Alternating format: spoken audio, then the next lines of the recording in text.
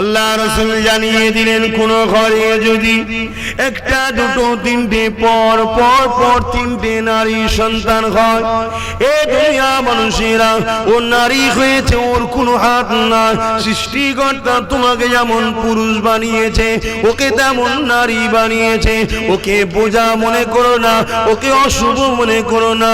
ওকে যদি মহব্বত করো, ভালোবাসো, ওকে যদি বড় করে বিবাহ দিয়ে দিতে পারো, এ তিন নারীর বাবা বাবা আমি রাসূল বলে দিয়ে যাও, তুমি আমি আল্লাহর জান্নাতে পাশাপাশি থাকিব। নারীদেরকে ভালোবাসতে হবে না? হবে না? শুধু এক মায়ের পেটে এলেই কি গুণ হয়? আমরা সবাই তো মা হাওয়া বাপ আদমের সন্তান, সেই সূত্রে তো আমাদের একে অপরের উপর দায়িত্ব আছে। আমার নওজোয়ান তরুণীরা, যুবকেরা ও প্রিয় দেশবাসীরা, আজকে আমার দেশেতে প্রতিটা এক মিনিটে নারী দর্শন হচ্ছে। এ যুবকেরা, দেশে কত আইন তৈরি হচ্ছে, নারীদের জন্য কোনো আইন তৈরি হচ্ছে না। আল্লাহ নবী দুনিয়া বাদশা হাবিবুল্লাহ রাষ্ট্র কায়েম করলে, নবী আমার ওই রাষ্ট্রের প্রধান হলেন। নবী আমার প্রধানে বিচার করতে লাগলেন। আল্লাহ নবী আইন পাশ করে দিলেন। নবী আমার জানিয়ে দিলেন, নারীদের উপরে কেউ যদি জুলুম অত্যাচার করে, তার ইজ্জত আবরু যদি কেউ লুটে হত্যা করে দেয়, আমি রাসূলুল্লাহ জানিয়েছি তাকে পাথর মেরে মেরে হত্যা করা হবে বা দৌড়া মেরে মেরে হত্যা করা হবে। এ যুবকেরা, তরুণীরা, আব্বারা, এ নবী পাকের প্রেমিকেরা, মানুষের সুরার মধ্যে শয়তানের বসবাস হয়, মানুষের অন্তরের মধ্যে শয়তানি খেয়াল আসে। যখনই আইনটা করা হবে, ওই মানুষের অন্তরে শয়তানটা বাইরে বেরোতে পারবে না। ও ভয়ে ভয়ে ভয়ে ভেতরে মারা যাবে। আমার দেশের নারীরা কখনো বেউজ্জতিও হবে না।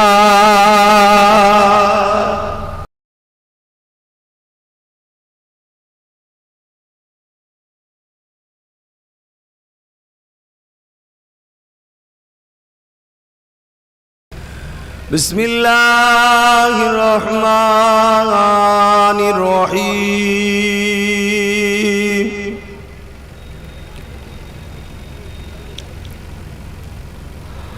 আলহামদুলিল্লাহ আলহামদুলিল্লাহি নাহমাদুহু ওয়া নাস্তাঈনুহু ওয়া নাস্তাগফিরুহু ونؤمن به ونتوكل عليه ونعوذ بالله من شرور أنفسنا ومن سيئات أعمالنا من يهدي الله فلا مضل له ومن يضلله فلا هادي له ونشهد أن لا إله إلا الله وحده لا شريك له ونشهد أن سيدنا وحبيبنا ومولانا محمدا عبده ورسوله أما بعد فيا أيها الحاضرون رحمكم الله قال الله تعالى في كلام المزيد والفرقان الحميد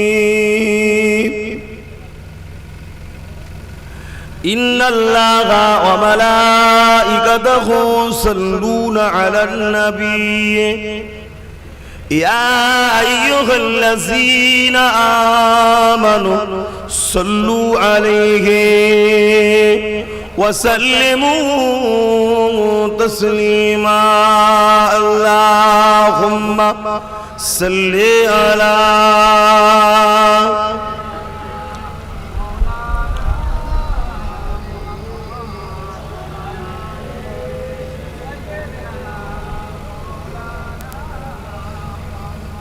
सदाए महशर में लब्बैक लब्बैक जहाँ उम्मतों ने पुकारा मोहम्मद हमें जानो दिल से प्यारा मोहम्मद मोहम्मद के गमों है हमारा मोहम्मद अल्लाहुम्मा सल्ली अला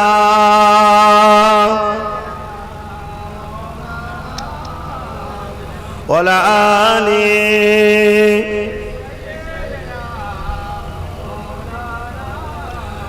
कलमे ला इलाहा इल्लल्लाह ला इलाहा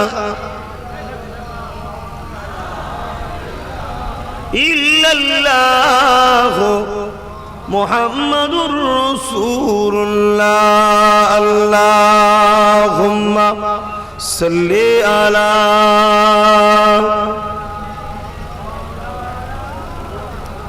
वला आली सय्यिदिना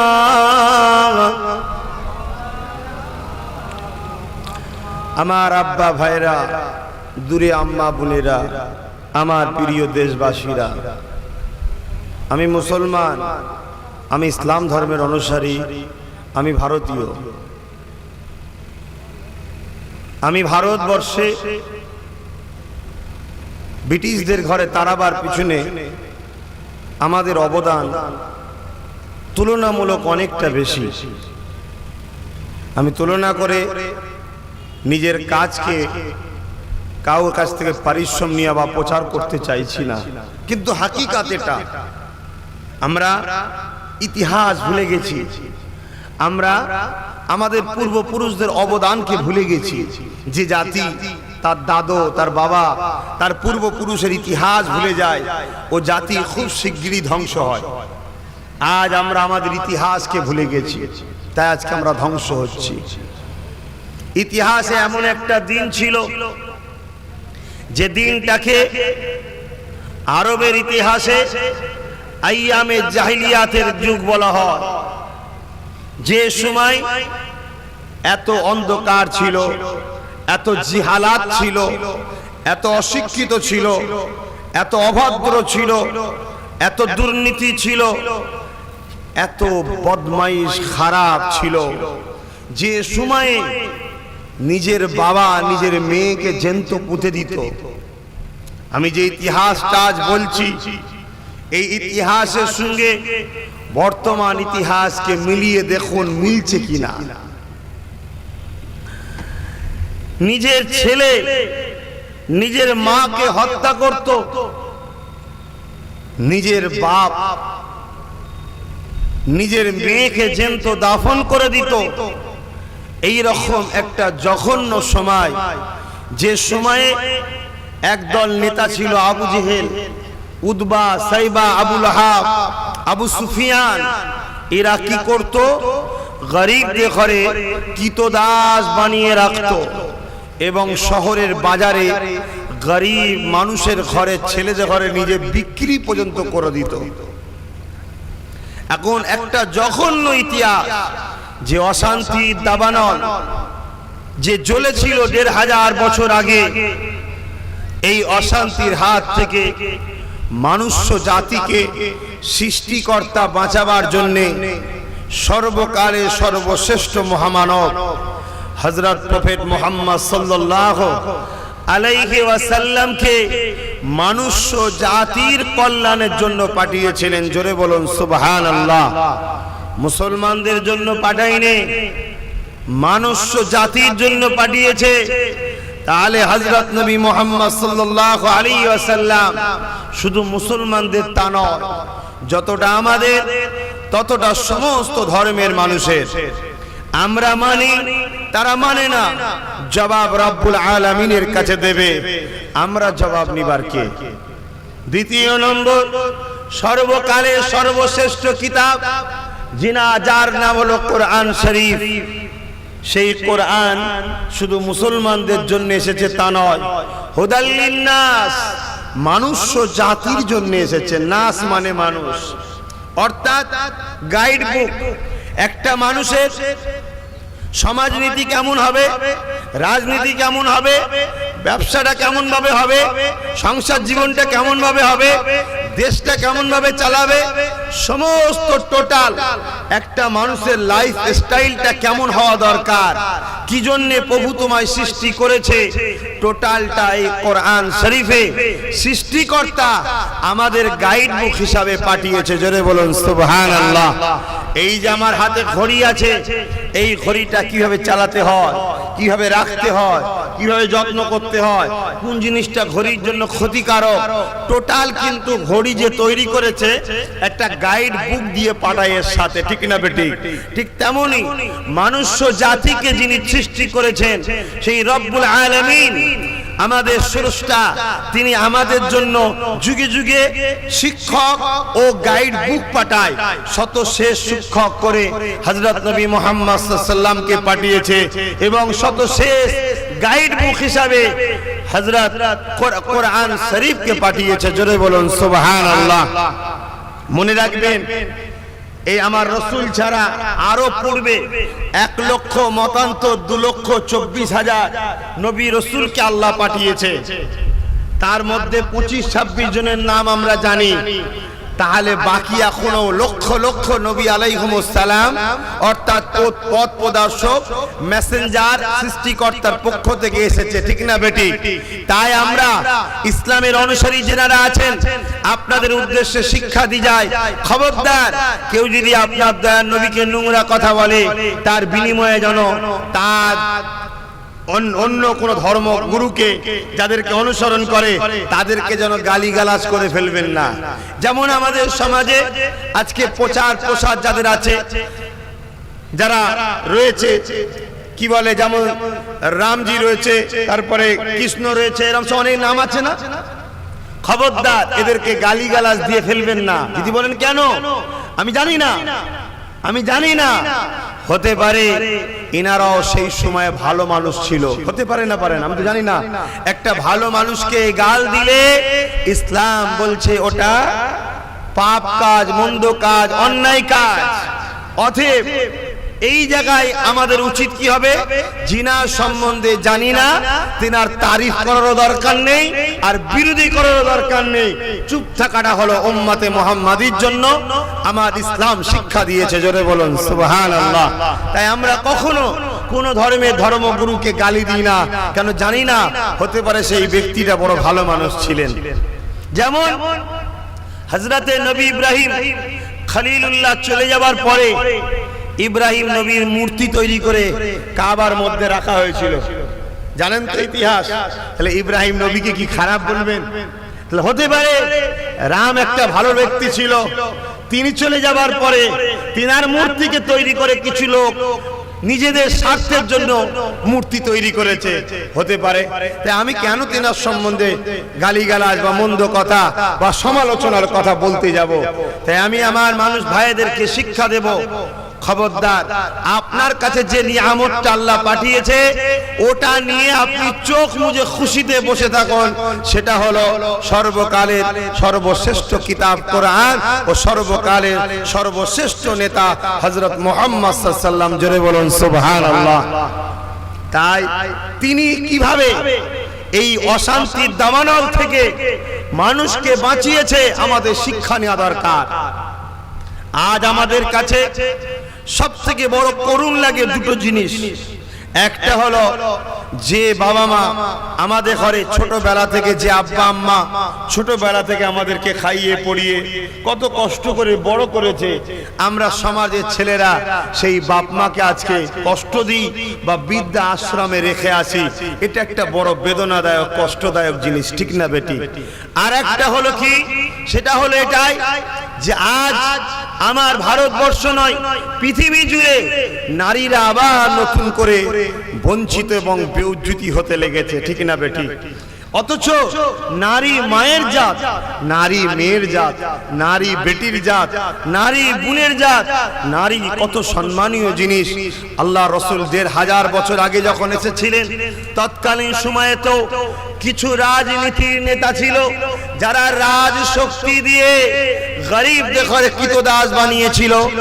আজও কিছু রাজনীতির নেতারা রাজ শক্তি দিয়ে গরিবদের ঘরে কৃতদাস বানাবার ষড়যন্ত্র করছে না করে না?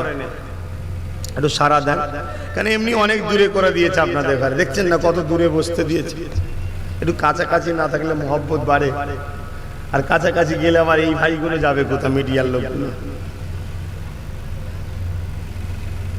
দ্বিতীয় নম্বর কথা, আল্লাহ নবী যখন দুনিয়া এসেছিলেন, মহান রব্বুল আলামিন তিনাকে পাঠিয়েছিলেন দুটো কাজ করতে। একটা হলো ন্যায়কে প্রতিষ্ঠিত করতে, আর একটা হলো অন্যায়কে মিটাতে। আমরা যদি নবীর উম্মাত দাবিদার হই, তাহলে আমাদের কি দায়িত্ব নয় ন্যায়কে প্রতিষ্ঠিত করা, অন্যায়কে মিটিয়ে দেওয়া? দায়িত্ব আছে না নাই?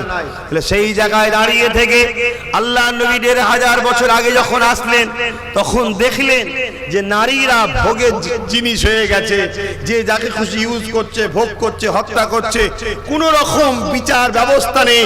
কেন বিচার ব্যবস্থা নেই?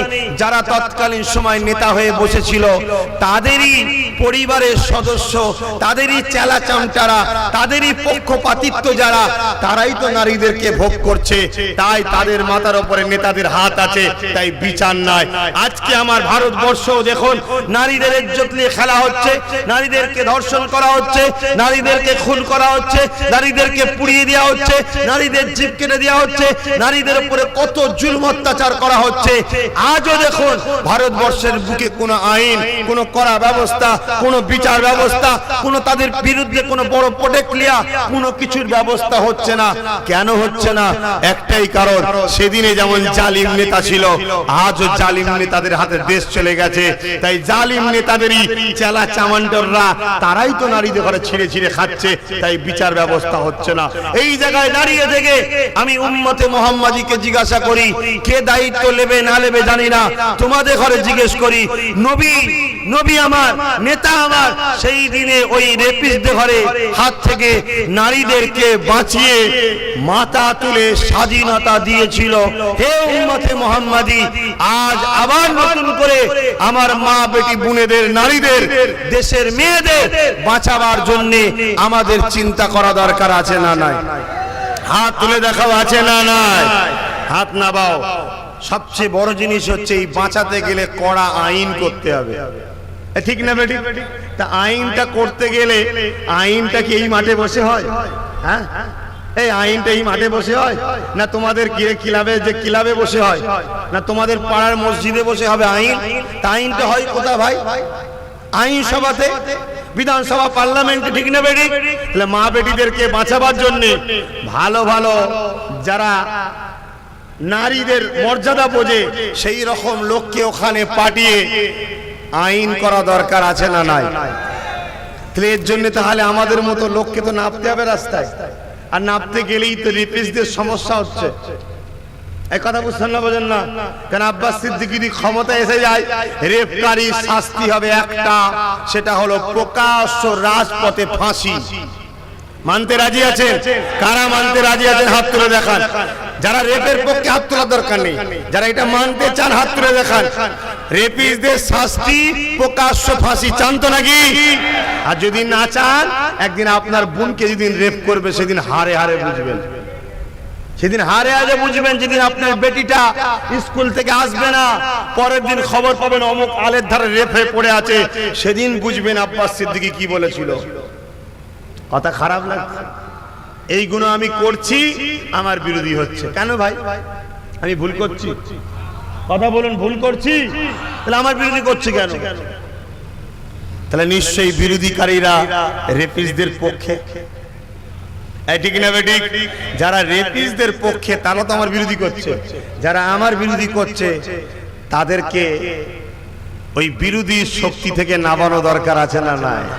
নামিয়ে দিয়ে ওখানে বুনেদের দরদি, বেটিদের দরদি, ভারত মেটি, ভারত মা, ভারত বেটি, ভারত বোনেদের ইজ্জত যারা বাঁচাবে তাদেরকে বসাতে হবে, ঠিক না বেটি? এটা আব্বাস সিদ্দিকীর দায়িত্ব আছে না নাই? আল্লাহ রসুল করেছে রে বাবা। আল্লাহ নবী রাষ্ট্র কায়েম করলো, রাষ্ট্র দেশ কায়েম করে দেশে আইন করলো, নারীদের উপরে কেউ খারাপ নজরে তাকালে বা নারীদের দিকে কেউ যদি খারাপ নজরে দেখে বা তাদেরকে রেপ করে, তাদের উপরে অত্যাচার করে, রসুল দেশ তৈরি করে আইন করলো তাদেরকে পাথর এবং দোররা মারতে মারতে মেরে দিতে হবে, কতল করা হবে। আর আজ আমার ভারতবর্ষে রেপ করেছে যারা, তাদের বিরুদ্ধে, তাদের হয়ে কাশ্মীরে আন্দোলন করছে, তাদের হয়ে। জানেন না আপনারা? জানেন না? আপনাদের এলাকায় এবার বললেই তো কষ্ট হবে, থাক বাদ দেন,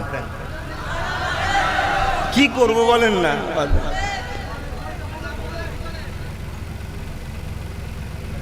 বলবো আর খেতে পারবি তো? নাইকে প্রতিষ্ঠিত করতে গেলে বাবা মার খেতে হয়। এটা কিন্তু খুব ভালো কথা বলেছিস বাবা। চুরি পরে বসে থাকার দিন আর নেই, মা বেটিদের ইজ্জত বাঁচাবার জন্য লড়তে হবে বাবা, লড়তে হবে। আহা, নারীদের কত সম্মান। আরে 1500 বছর আগে সন্ত্রাসরাই তো নারীকে জ্বালাতো, আজকের সন্ত্রাসগুলো আবার নারীকে জ্বালাচ্ছে।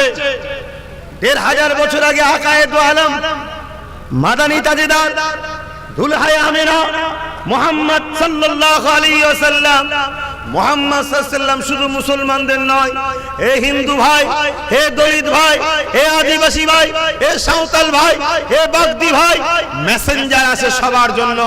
মুহাম্মদ সাল্লাল্লাহু আলাইহি ওয়াসাল্লাম সবার, তার আইন, তার ব্যবস্থা, তার চিন্তাধারা শুধু মুসলিম নারীকে বাঁচানো নয়, তার চিন্তাধারা মনুষ্য জাতি নারীদের ইজ্জতকে দেওয়া। তাই আল্লাহ রাসূল বললেন, যার ঘরে প্রথম নারী সন্তান হয়, এর মানে ওই বাড়িওয়ালাকে সৃষ্টিকর্তা খুশির ও রহমতের সংবাদ পাঠালো। জোরে বলুন সুবহানাল্লাহ।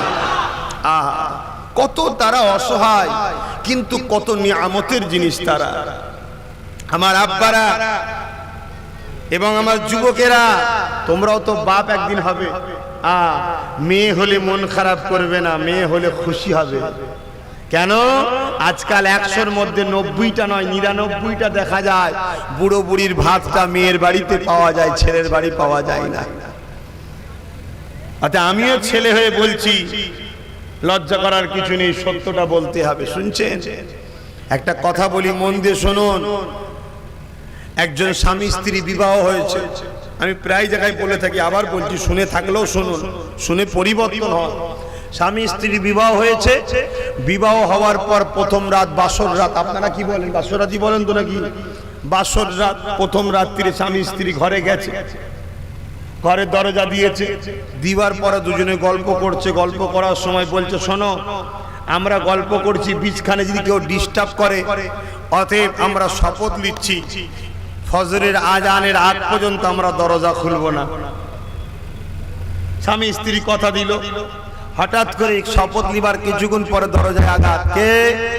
এ বাবা, আমি তোর আব্বা এসছি, অর্থাৎ ছেলের বাপ এসছে, একটু দরজাটা খোল রে বাবা। কেন? প্রথম সংসার, দায়িত্ব মুরব্বীদের থাকে, বাবা মিলেমিশে চলবি, একে অপরকে বুঝবি, একটু দোয়া করলো, তাই এসেছে। ছেলে বউয়ের মুখের দিকে তাকাচ্ছে, বউ বলছে, অদা করেছো, দরজা খোলা যাবে না। স্বামী বলল, আব্বা এখন দরজা খোলা যাবে না, আপনি যান। বাপ চলে গেছে। কিছুক্ষণ পরে আবার দরজা আঘাত। কে? মেয়ের বাপ এসছে। মা দরজাটা খোল মা। মেয়ে স্বামীর মুখের দিকে তাকাচ্ছে, স্বামী বলছে না। মেয়ে বলছে, আমি রাখতে পারলাম না তোমার কথা, দরজা খুলে দিল। জোরে বলুন সুবহানাল্লাহ। মেয়ে কি জিনিস! আহারে, আজকে যে দেশে নারীরা ইজ্জত পায় না, ও দেশে কি। এবারে আমার একটু, আমার ভাষা একটু কড়া কড়া ভাই, আমার কথায় মিষ্টি মিষ্টি কথা বলতে পারিনি ভাই। জানি না ছোটবেলায় মধু খাইনি নাকি কি জানি, তবে এখন রোজ খাই, তাও তো মিষ্টি হচ্ছে না কথাগুলো। আরে যে দেশে কোটি কোটি যুবক থাকার পরে, যে দেশের বোনরা সুরক্ষিত নয়, এই কোটি কোটি যুবক তোদের গলায় ফাঁসি দিয়ে মরে যাওয়া দরকার। তোদের বোন, তোদের আমলে, তোদের চোখের সামনে তোদের বোনেদের রেপ হয় কি করে? এই ভারতের মেয়েগুলো কি আমাদের বোন নয়? হ্যাঁ, এত কোটি কোটি কোটি কোটি যুবক, কোটি কোটি যুবক। ভাবো আমার যুবকেরা। তো ভাইয়েরা আমার, দরজা খুলে দিল, স্বামী কথাটাকে বাড়ালো না, ছোট করে দিল। কথা বাড়ালেই তো বেড়ে যাবে না, ছোট করে দিল। সংসার জীবন হচ্ছে, একটা ছেলে হয়েছে প্রথমবার, আলহামদুলিল্লাহ, আবার একটা ছেলে, আবার একটা ছেলে, আবার একটা ছেলে, চারটে ছেলে। তারপরে একটা মেয়ে হয়েছে। মেয়ে হওয়ার পরে ওই স্বামীটা বিশাল খানা করেছে, লোকজন সব দাওয়াত দিয়েছে, হই হই করছে।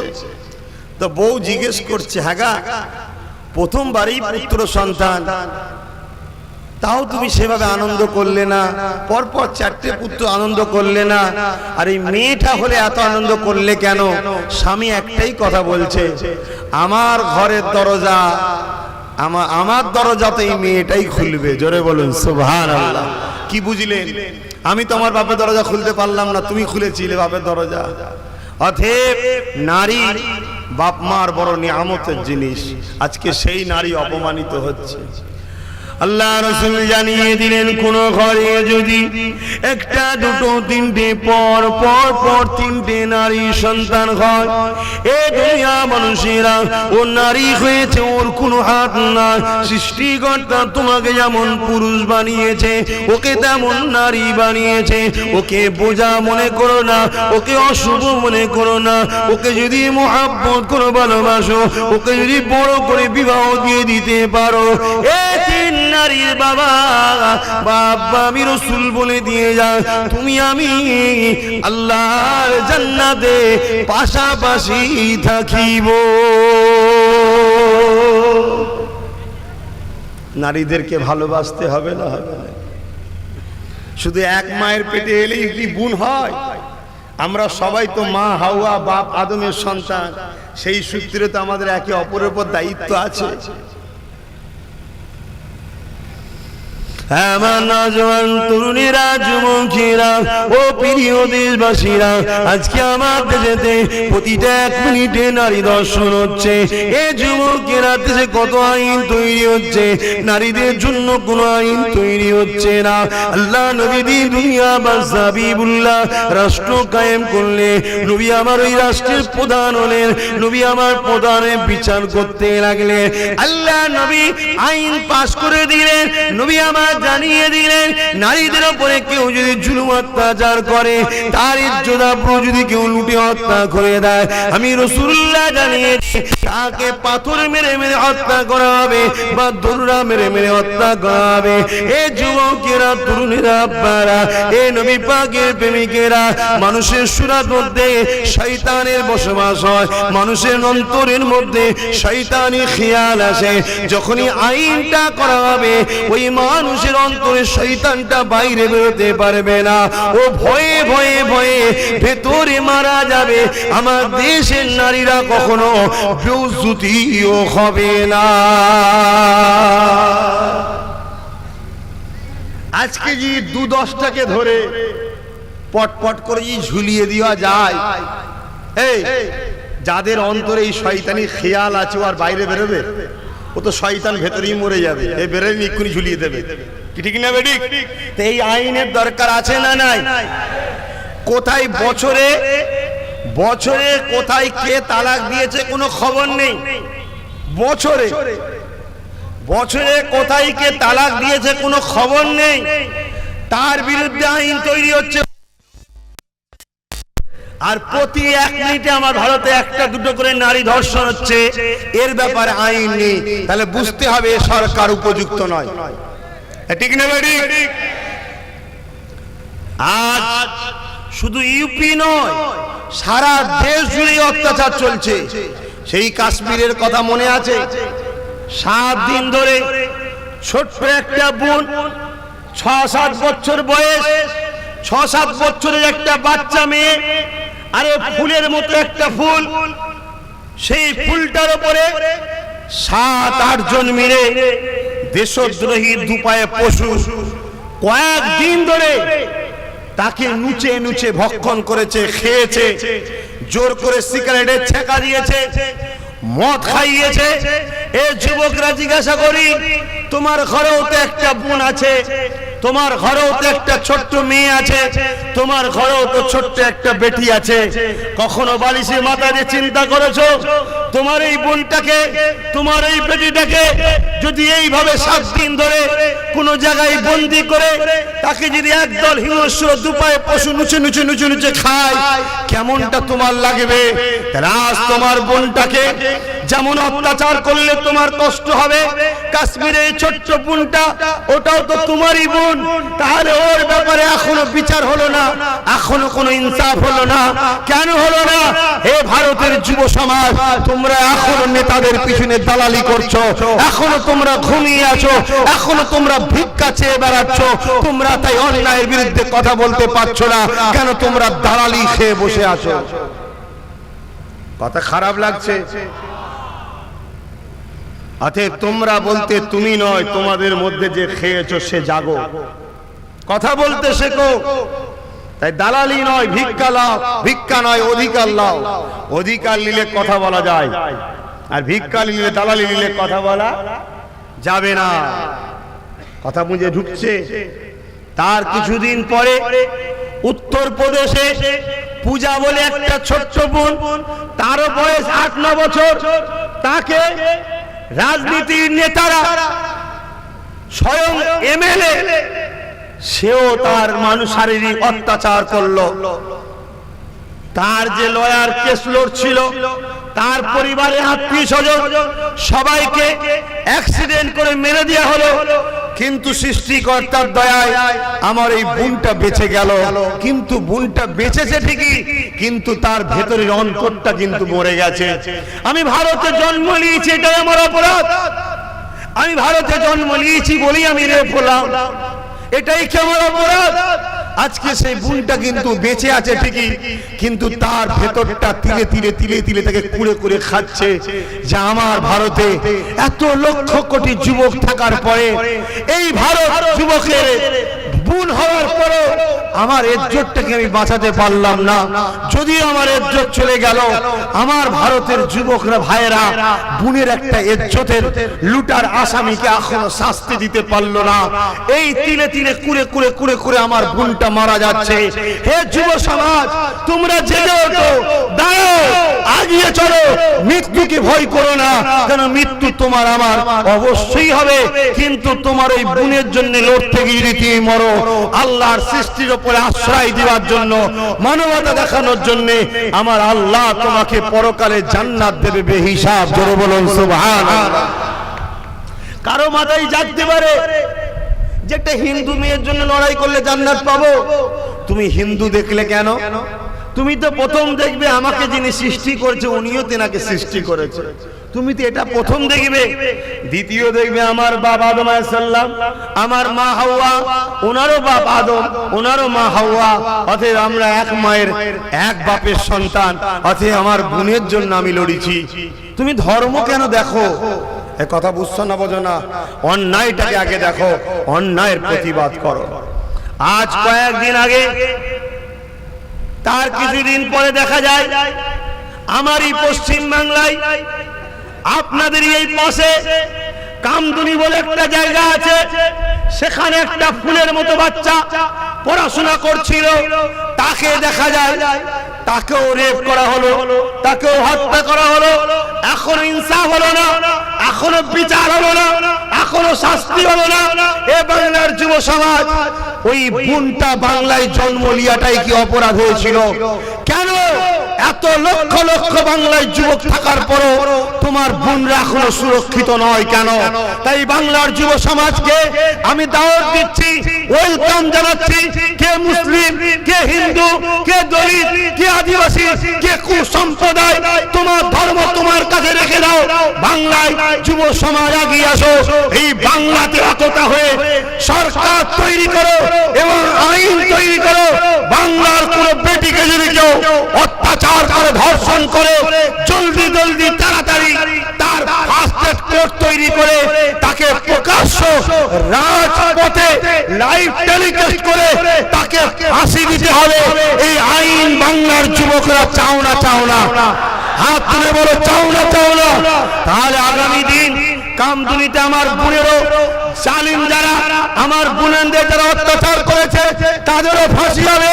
আগামী দিন যাতে আমার কোন বোনের দিকে কোন দুপায়ে পশু খারাপ নজরে চোখ তুলে তাকাবার জন্য সাহস না পায়, ডাকলে যেন মাথাটা হ্যাট করে যায়, এই ভয় যেন তাদের অন্তরে থাকে। এই আইন যদি না করতে পারো আগামী দিন তোমার বাড়ির মেয়েটাও কিন্তু সুরক্ষিত নয়। এটা আব্বাস সিদ্দিকী করছে, ভুল করছে। যদি মমতা ব্যানার্জি আইন তৈরি করতো তাহলে আমার করা দরকার ছিল, তাহলে এই জায়গায় আমার আসা দরকার ছিল। বুদ্ধদেব যদি আইন তৈরি করতো আমাকে আজকে চিল্লাবার দরকার ছিল। কংগ্রেস যদি আইন তৈরি করতো আজকে আমাকে চিল্লাবার দরকার ছিল। আমি যখন দেখলাম কেউ যখন করেনি, তাহলে মোস্তফার গোলাম হিসাবে, বাংলার বেটি মা বোনেদের সন্তান ভাই হিসাবে আমার তো লড়াইয়ের দরকার আছে না নাই? এটা আমার গণতান্ত্রিক অধিকার আছে না না? এই লড়াই করতে গিয়ে দেখছি আমার বাধা টিএমসি পার্টির নেতারা দিচ্ছে। ভাই কেন কেন দিচ্ছে ভাই? আমি কি করলাম? হ্যাঁ, একটা কারণে বাধা দিচ্ছে, কেন প্রত্যেকটা রেপিস্টদের পিছনে খোঁজ নিলে দেখা যাচ্ছে তাদের মাথার উপর নেতাদের হাত আছে। শুনছেন, হয় নেতার হয়ে তুলা তুলে, নাই নেতার হয়ে বুথ দখল করে, নাই নেতার কোনো কুটুম হয়, নাই নেতাকে মাঝে মাঝে বড় বড় মাছ টাছ খাওয়ায়, কিছু না কিছু একটা নেতার সঙ্গে রিলেশন আছে। যখনই সে রেপ করেছে নেতাকে ফোন করে দিয়েছে, নেতা বলল কোনো চিন্তা করিসনি, আমি দেখে দেবো খনি। নেতা পুলিশকে ফোন করছে, জিনিসটাকে ঢাকার চেষ্টা করো। কে গরিব মানুষ মারা গেছে ফেলে দে টান মেরে। যাদের কাছে গরিবের ইজ্জতের দাম নেই তারা কখনো নেতা হতে পারে? এইভাবে চাপা হচ্ছে। তার কিছুদিন আগে রায়গঞ্জে শুনছেন ভাই, দুটো আদিবাসী বোনকে রেপ করলো, প্রকাশ্য মিডিয়াতে পাওয়া যাচ্ছে, তার মধ্যে টিএমসি লোকের হাত রয়েছে। এবার এই যে কথাটা আমি বলে দিই, অন্যায় করলাম তো টিএমসি লোকের লোক যদি রেপ করে থাকে, হতে পারে মানুষ মাত্র ভুল করেছে, তার জন্য পুরো পার্টি দোষ নয়, কিন্তু পার্টি জানার পরে যদি ওদের বিচার না নেয় তাহলে তখন পুরো পার্টির সাপোর্ট আছে, ঠিক না বেটি? তাদের এখনো বিচার হলো না। আমার বাড়ি থেকে কিছুটা দূরে বেলমুড়ি স্টেশন না কি বলে, ওখানেও দুটো আদিবাসী ভাই আর একটা মেয়েকে, আদিবাসী বোনকে ওখানে কিছুদিন আগে রেপ করলো। কই বিচার কর? তাহলে ইউপি, বাংলা, বিহার, উড়িষ্যা, আসাম, ত্রিপুরা, কোন রাজ্যের নাম দেখে রেপ বন্ধ হয় না? প্রত্যেকটা রাজ্যেই কিন্তু চরিত্রহীন কুলাঙ্গার থাকে। এদেরকে জব্দ করতে গেলে, এদের হাত থেকে মা বেটিদেরকে বাঁচাতে গেলে ওই রাজ্যের যারা ক্ষমতায় থাকে তিনাদের দায়িত্ব করা আইন তৈরি করা, যাতে এই চরিত্রহীনরা নারীদের দিকে খারাপ নজরে তাকাবার সাহস না পায়। যখন কেউ করছে না তখন আমাদের ঘরে প্রতিযোগিতার লড়াইয়ে, গণতান্ত্রিক পদ্ধতিতে লড়াইয়ে ঝগড়া করে নয়, মারপিট করে নয়, বোম দেখিয়ে নয়, বন্দুক দেখিয়ে নয়, মানুষ যদি হও চলে আসো প্রতিযোগিতার লড়াইয়ে, ভোট ব্যাংকের লড়াইয়ে আমাদের ঘরে ক্ষমতা দখল করে মা বেটিদের বাঁচাবার জন্য আগামী 21-এ বিধানসভা দখলের দরকার আছে না নাই? এটাই তো আব্বাস সিদ্দিকী করছে। অন্যায় করছে নাকি? দেশের আইনের বিরুদ্ধে, এই ইসলামের বিরুদ্ধে না। হুজুরের ছেলে কেন রাজনীতি করবে? হুজুরের ছেলে রাজনীতি করে না বলেই তো রেপ হচ্ছে। হুজুরের ছেলে রাজনীতি করে না বলেই তো রেপ হচ্ছে। হুজুরের ছেলে রাজনীতি করলে রেপ বন্ধ হয়ে যাবে, চ্যালেঞ্জ দিচ্ছি, বন্ধ হয়ে যাবে। একটা বার যদি বাংলা আমাকে মা বেটিরা দেয়, বাপ ভাইয়েরা দেয়, আমি দেখিয়ে দেবো এই বাংলায় রেপ বন্ধ করে। এই শুনছেন, বেশি নাই, গোটা দশেক ঝুলালেই দেখবেন সব ছিটকে যাবে, কেউ কারো দিকে তাকাবে না। এই শুনছেন না, শোনেন না, সব নিরাপদ হয়ে যাবে। তাই তানকুতে গেলে তোর ঘরে মা বেটি তোরও তো রয়েছে, পরের মেয়ে, পরের মাটা, পরের বেটিটা, ওর বাঁচার অধিকার নেই? তোরটা শুধু অধিকার আছে। এই কথা খারাপ লাগছে না? কেন আমি রেগে যাই জানেন?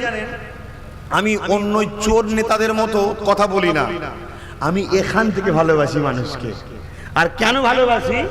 আমি ইসলাম ধর্মের অনুসারী, আমি যদি একটা হিন্দু বোনকে বোন বলে ডাকি, আমি যদি একটা হিন্দু মাকে মা বলে ডাকি, আমি যদি একটা কোন ধর্মের মানুষকে খাবার খাওয়াই, আমার জন্য নেকি হয়, সওয়াব হয়, আখিরাতে জান্নাত যাওয়ার রাস্তা হয়। জোরে বলুন সুবহানাল্লাহ।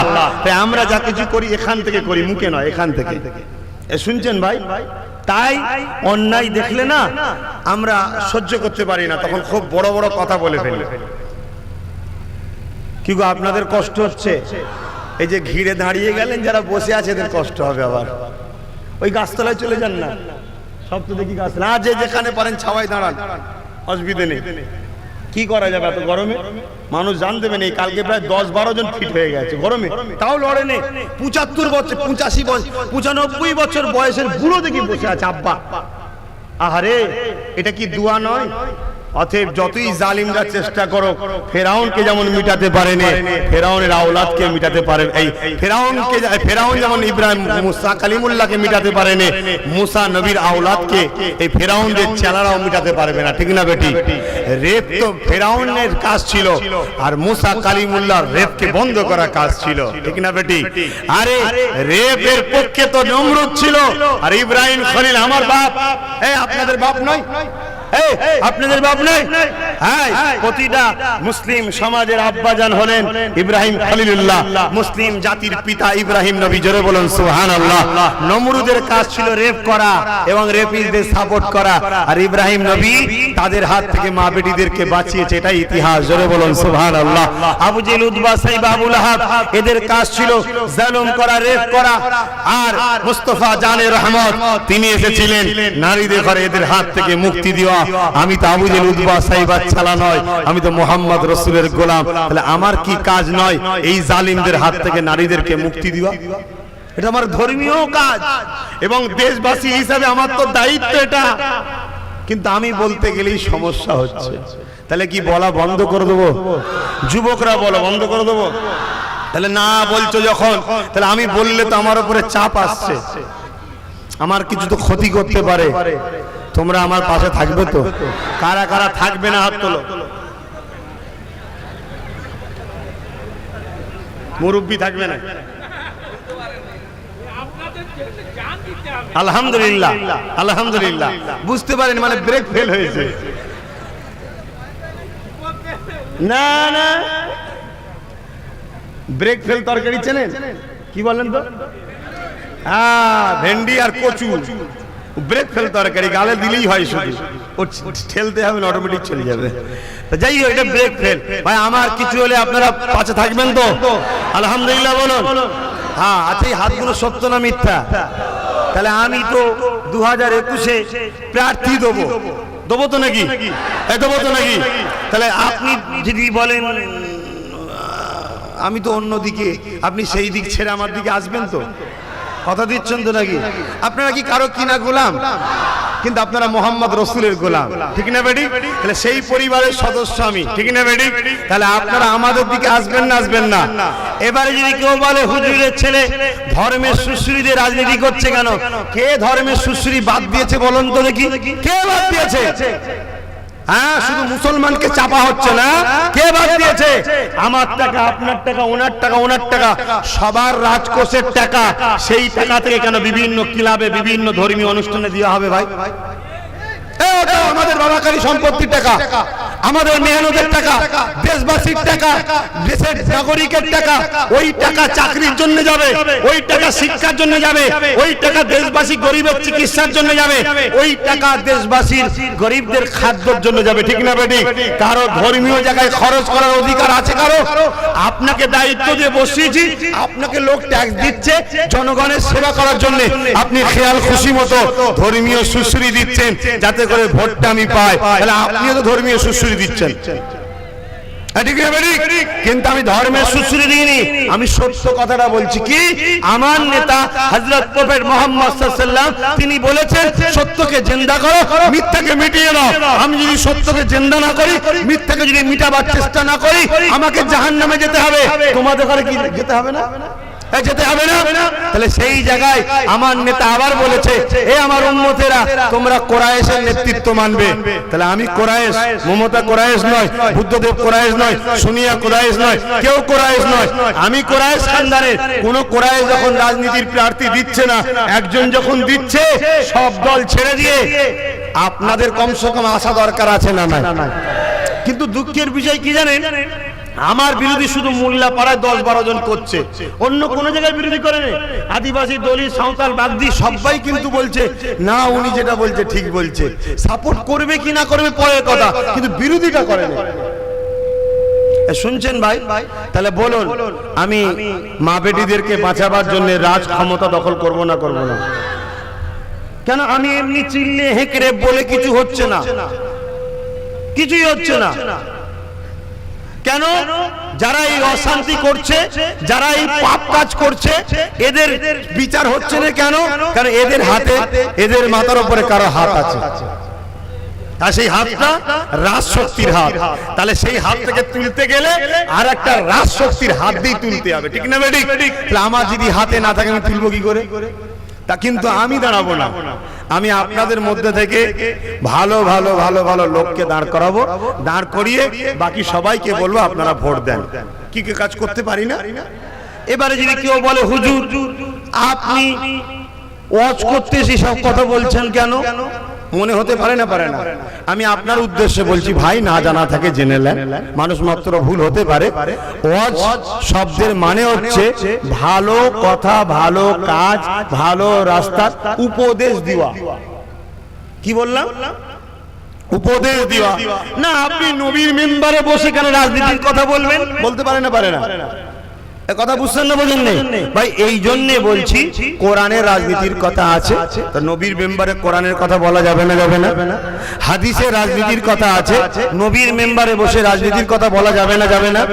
চলে আসুন, আমার নবী হযরত মুহাম্মদ সাল্লাল্লাহু আলাইহি ওয়াসাল্লাম মদিনার নববী শরীফে বসে, মসজিদে নববীতে বসে সাহাবা, হুজুর এবং দুনিয়ার মানুষকে রাজনীতি শিক্ষা দিয়েছে। জোরে বলেন সুবহানাল্লাহ। সেই নবীর গোলাম নবীর মেম্বারে বসে সমাজ, জাতি, দেশ ও দেশবাসীকে বাঁচাবার স্বার্থে রাজনীতি শিক্ষা দিতে পারি না? পারি না। কারো কষ্ট হলো কথাগুলো শুনে? এই কাজটা করছি, আপত্তি হচ্ছে কেন? হ্যাঁ, কেন আপত্তি হচ্ছে? তুমি ধর্মের সুশ্রী দিয়ে ভোট ব্যাংক তৈরি করতে চাইছো, আর আমি ধর্মের সুশ্রী দিইনি। আমি আমার পরিচয়টা দিচ্ছি যে আমাদের এই কাজ করলে সওয়াবও আছে এবং আমরা করার দায়িত্ব আছে, এটা বুঝাতে চাইছি। কি গো, করবো না বাদ দেবো? রাজনীতি করব? রাজনীতি করব? হাত তুলে বলুন, করবো তো? ঠিক বলছেন? এতদিন তো সবার সঙ্গে থাকলেন, সবার সঙ্গে লড়াই করলেন আর করলেন, একবার নিজের ভাইয়ের সাথে, নিজের দেশবাসী হিসাবে আমার পাশে দাঁড়িয়ে লড়াই করা যাবে তো? তবে লড়াই হবে আমাদের সন্ত্রাসী নয়, আমাদের লড়াই হবে গণতান্ত্রিক প্রক্রিয়ায় লড়াই, সাংবিধানিক লড়াই, ঠিক না বেটি? হ্যাঁ। এইবারে একটা প্রশ্ন উঠতে পারে, দাদা হুজুর কি রাজনীতি করেছে?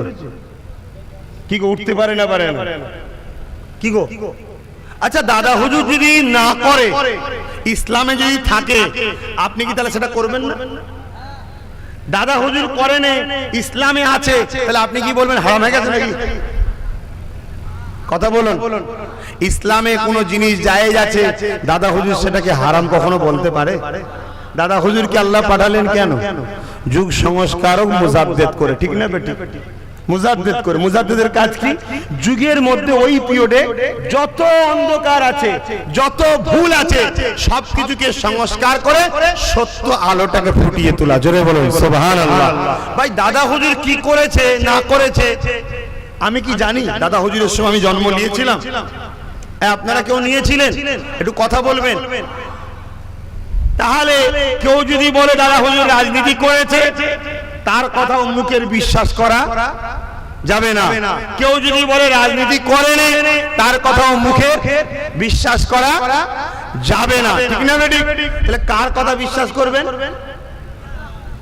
দাদা হুজুরের পিরিয়ডে বেঁচে থাকা লোক বা দাদা হুজুরকে নিয়ে রিসার্চ করে যারা ইতিহাস লিখেছে, ঠিক না বেটি? তাদের দলিল তবে মানা যাবে, ঠিক না বেটি?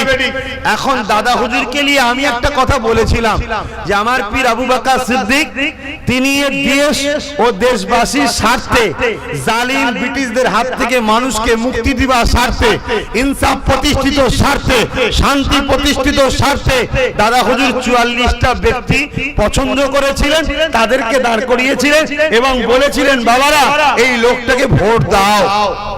এই বলেছি কথা, আমি স্বীকার করছি বলেছি, কিন্তু আমার মুখ দিয়ে বলেছি, কথাগুলো কিন্তু আমার নয়, কথাগুলো বইয়ে পেয়েছি তাই বলেছি। কথা বুঝছেন না, বলেন না? এইটা বলাতে একদল লোক আমার বিরোধী করেছে, ঠিক না বেটি? আপনার পাড়াতেও করেছে না করেনি?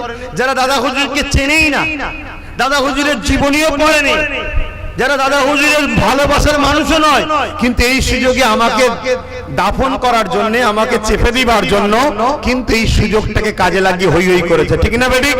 এখন আমি আপনাদের ঘরে বলবো দাদা হুজুর রাজনীতি করেছে কি করেনি এই বিষয়ে ইতিহাস জানতে হবে। আবার অনেকে বুঝাচ্ছে, আম মানুষকে বোকা বানাচ্ছে যে ব্রিটিশ দেশ স্বাধীন হওয়া 1947-এ দেশ স্বাধীন হয়েছে, কথা বুঝে আসছে? তার 39-এ দাদা হুজুর ইন্তেকাল করেছে, তার মানে ব্রিটিশ পিরিয়ড তখন দেশে চলছিল, ঠিক না বেটি? অতএব 1952 থেকে তো ভোট চালু হয়েছে স্বাধীন ভারতে। কি বলছে এই কথাগুলো একটু শুনবেন, কষ্ট হলেও একটু জানা দরকার, নাই ঠকবেন ভাই। 1952-তে স্বাধীন ভারতে ভোট চালু হয়েছে। কি ভারতে বলুন? স্বাধীন ভারতে। পরাধীন ভারতে কি ছিল সেটা জানা দরকার আছে না নাই? 1952 স্বাধীন ভারতে ভোট চালু হয়েছে, তার আগে কি ভোট ছিল? অনেকে বলছে ব্রিটিশ পিরিয়ডে ভোট ছিল না। তো ভোট যখন ছিল না, তাহলে দাদা হুজুর তো দেশ স্বাধীন হবার 8 বছর আগে ইন্তেকাল করেছে, তাহলে দাদা হুজুর কি করে রাজনীতি করলো? দাদা হুজুর কি করে ভোটের কথা বললো? তাহলে আম মানুষ ঘেবড়ে যাবে না, যাবে না? আপনার যদি ইতিহাস না জানা থাকে আপনি চমকে যাবেন না, যাবেন না? ভাই কি করে করলো না করলো জানি না, ইতিহাস বলছে, ইতিহাস বলছে লাট সবার ভোট। কি লেখা আছে দেখতে পাচ্ছেন? কি লেখা আছে ভাই?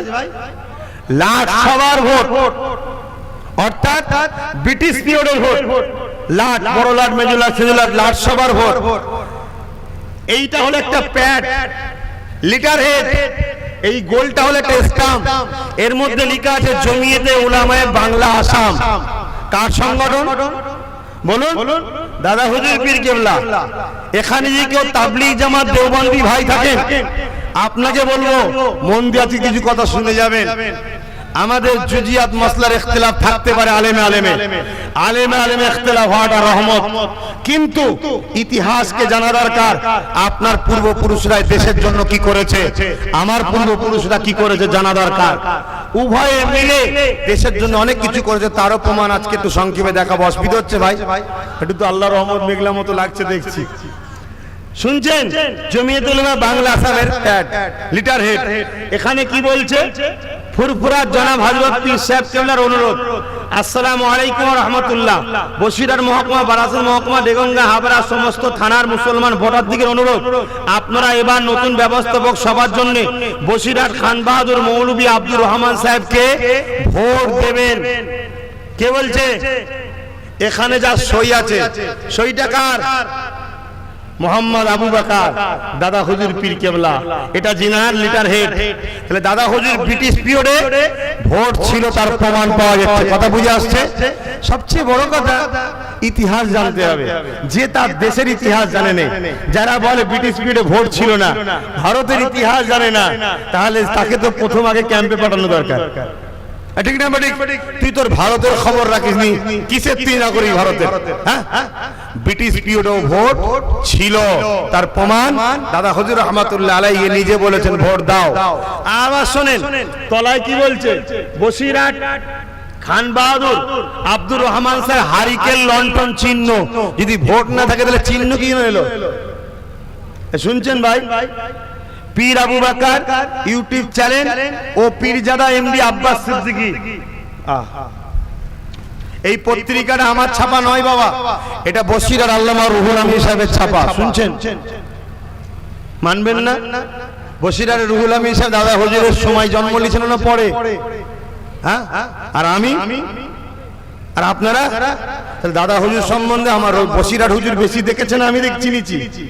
আমি তো শুনেছি, আমি দেখেছি, কিন্তু ইনি দেখেছে, দেখে লিখেছে। শুনছেন না শোনেননি? তাহলে বসিরাটের বড় মাওলানা যদি ভুল করে ধরো, আমি তো বলিনি, বসিরাট হুজুর বলছে। কি বলছে? ওই 44 জনের নাম প্রচার করছে। শোনেন, সুন্নাত আল জামাত পত্রিকা ৪র্থ বর্ষ, প্রথম সংখ্যা, পৌষ মাস ১৩৪৩ সন। নির্মলিখিত সদস্যগণ আগামী অ্যাসেম্বলি নির্বাচনে জমিয়ত উলামায়ে বাংলা আসাম সমর্থন করিতেছে। ভোটারগণ তাহাদিগকে ভোট দিয়া বাধিত করিবেন। কারা? নির্মলিখিত। এরা দাঁড়াচ্ছে কারা? এখানে নাম রয়েছে। তার মধ্যে দাদা হুজুর রহমাতুল্লাহ আলাইহির একজন জগৎ বিখ্যাত খলিফা, যাকে সবাই চেনেন, ডক্টর শহীদুল্লাহ সাহেব। নাম শুনেছেন না? দাদা হুজুর তিনাকেও বলেছিল, বাবা তুমি তো বহুত পণ্ডিত মানুষ, তুমি দাঁড়াও, তুমি দাঁড়াও, আমি আবু বকর বলে দেবো তোমাকে ভোট দিতে। শুনছেন না? আপনার রাজারহাটে একটা বড় শিক্ষিত ভদ্র ভালো লোককে দাঁড় করিয়ে আমি বলতে পারি না ওনাকে ভোট দাও? বলতে পারি না? দালালি খাওয়া বন্ধ হয়ে যাবে না? ওই জন্য আব্বাস সিদ্দিকীর পিছনে লাগছো, হারামখোরগুলো। আর এই 44 জনের নামকে প্রচার করছে কে? নিবেদন মোহাম্মদ আব্দুল কাদের, সেক্রেটারি জমিয়ত উলামায়ে বাংলা আসাম। এখানে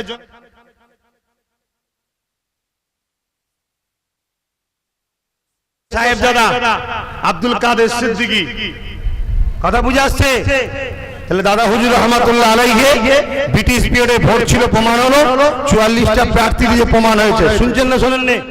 যদি কেউ এর বিরোধী করে, আমার না করে এই কিতাবওয়ালার বিরোধী করুন, ঠিক না বেটি? পত্রিকার বিরোধী করুন, ঠিক না বেটি?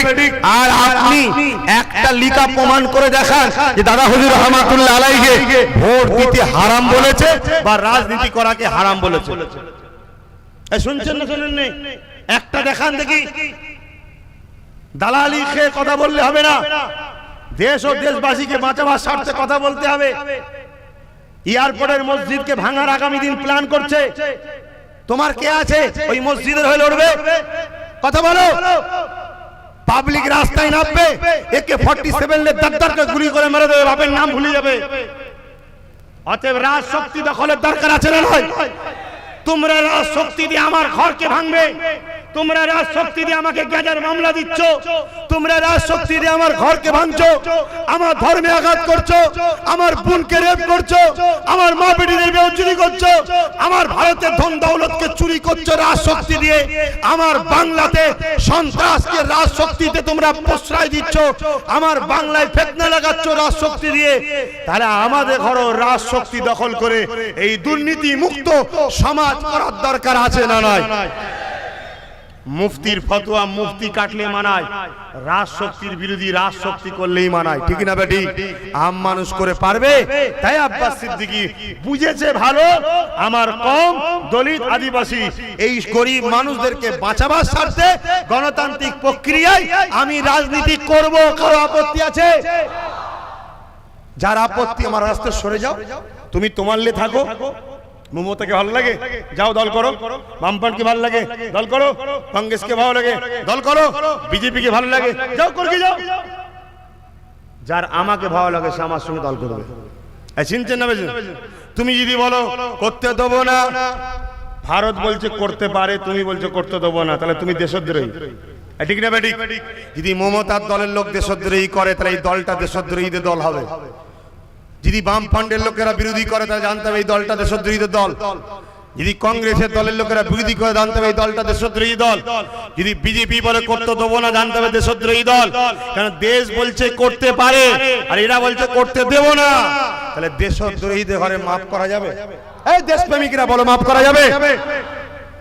যদি করো, দুনিয়ায় তো তুমি দেশদ্রোহী হলে তুমি যদি মুসলমান হও, ইসলামকে যদি মানো, তাহলে তোমার শাস্তি শুনে রেখে দাও।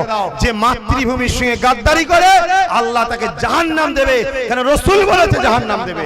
এবং যে মাতৃভূমিকে ভালোবাসে আল্লাহ তাকে নেকি দেবে, কারণ নবী তার মাতৃভূমি মক্কাকে ভালোবেসেছে। জোরে বলুন সুবহানাল্লাহ।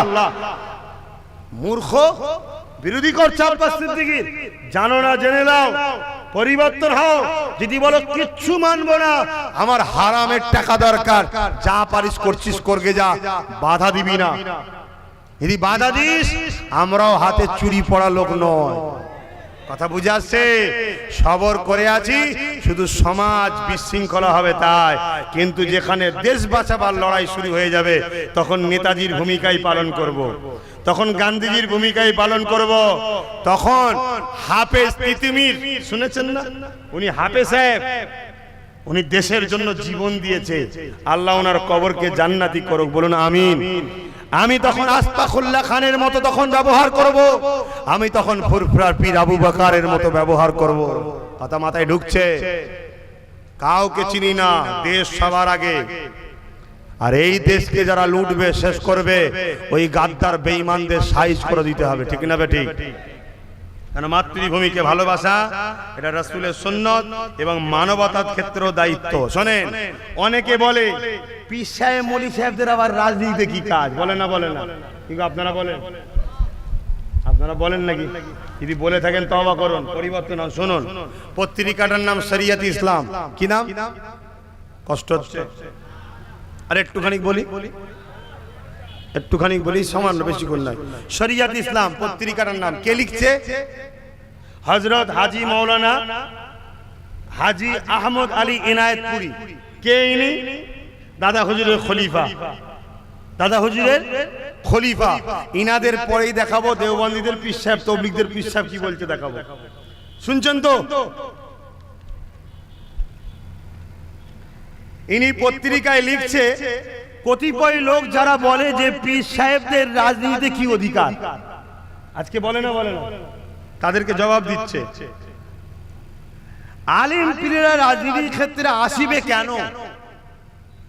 তাদের সম্বন্ধে বলিতে হইবে যে হয় তারা পবিত্র ইসলামকে চেনে না, মানে জানে না, আর না হয় তারা ব্যক্তিগত হীন স্বার্থে, অর্থাৎ ওই পীর সাহেব মৌলভী সাহেব ঢুকে গেলে হারাম খেতে পারবে না তো, ঠিক না বেঠিক? 2 টাকা এদিক ওদিক হলে হিসাব নেবে তো মৌলভী সাহেব, এই 2 টাকা গেল কোথা, গরিবের টাকা, হারাম খেলে গুনাহ হবে, জাহান্নামে যেতে হবে, ফতোয়া দেবে না দেবে না? ওর মাথা খারাপ হয়ে যাচ্ছে, লুটপাট করা হবে না, অতএব মৌলভী সাহেবকে ঢুকতে দেওয়া যাবে না।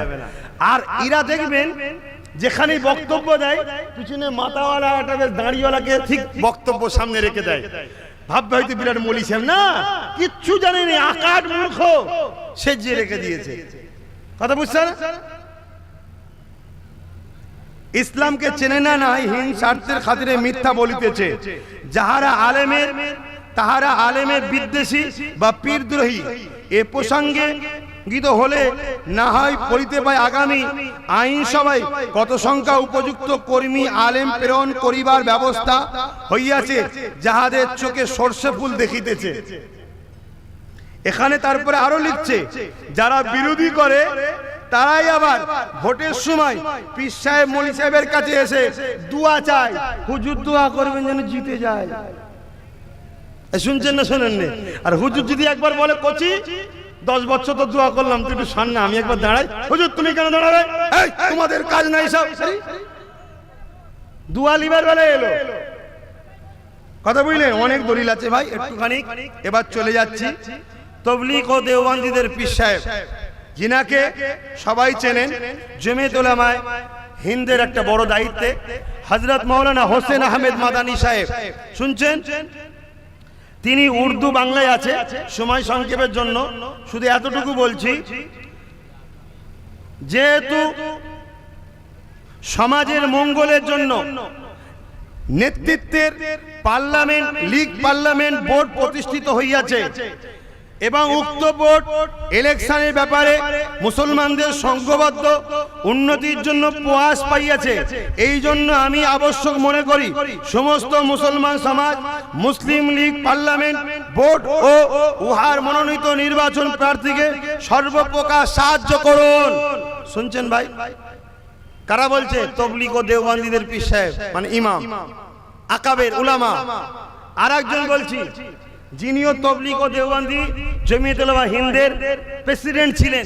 কিন্তু এই ব্যক্তিটা এমন একটা ব্যক্তি যিনাকে সবাই ভালোবাসে, কেন ইনি ভারত বিখ্যাত একটা আলেম ছিলেন। হয়তো তাবলীগ দেওবন্দীদের সিলসিলার মানুষ হতে পারে, কিন্তু ব্যক্তি হিসাবে সবার কাছে প্রিয়, কেন ইনি উপযুক্ত একটা আলেম ছিলেন এবং ভারতবর্ষের গর্ব আলেম ছিলেন। বলুন আলহামদুলিল্লাহ। সত্যকে সত্য বলতে হবে ভাই, ঠিক না বেঠিক গো? তিনার নাম হলো জমিয়তে উলামা হিন্দের প্রেসিডেন্ট, ভারত বিখ্যাত আলেম মুফতি হযরত মাওলানা মুহাম্মদ কিফায়াতুল্লাহ সাহেব। আলেমরা নাম শুনেছেন নিশ্চয়ই। ইনি বিরাট বড় জ্ঞানী মানুষ ছিলেন। ইনি লিখছে, ভারতের রাজনীতি ক্ষেত্রে বর্তমানে এক সংকট উপস্থিত হইয়াছে। অর্থাৎ সেই সময়ে একটা সংকট সময় এসেছিল, যেটা আজকে আবার নতুন করে এসেছে। শুনছেন না শোনেন না? নতুন শাসন ব্যবস্থা আইন অনুযায়ী আগামী নির্বাচনে প্রগতিশীল দেশপ্রেমিক সজাতি বৎসল প্রতিটি ব্যবস্থা পরিষদের প্রেরণা করা প্রত্যেক ভারত সন্তানের পক্ষে আবশ্যকীয় ফরজ রূপে পরিগণিত হইয়াছে। ভারত সন্তান, শুনছেন? একজন মুফতি সাহেব ভারত সন্তান বলছে, কি গো ফতোয়া দেবে? এখন যদি আব্বাস সিদ্দিকী এবার ভারত সন্তান বলে দিত যে আসুন আমরা ভারত সন্তান এক হই, ভারত সন্তানের 90% গরিব এক হই, 10% 73 বছর আমাদের বুকে পা দিয়ে রক্ত শোষণ করছে, শুনছেন না? এক্ষুনি তো ফতোয়া দেওয়া শুরু হয়ে যেত। ফতোয়া দাও না দেখি। কথা বুঝে আসছে? তিনি বলছেন এক হওয়া আবশ্যক এবং ফরজ। এখন বলুন আপনাদের এক হওয়া আবশ্যক হয়েছে না হয়নি? তাহলে ইনার কথা অনুযায়ী এই সিচুয়েশনে আপনাদের এখন এক হওয়া আবশ্যক ও ফরজ। কেন? এক যদি না হন তাহলে 22-এর পরে ক্যাম্পে যেতে হবে আপনাদের ঘরে। এক যদি না হন 22-এর পরে আপনাদের সুন্দরী বেটি বোনেদের ঘরে ধান্দাই বসিয়ে দেবে এরা।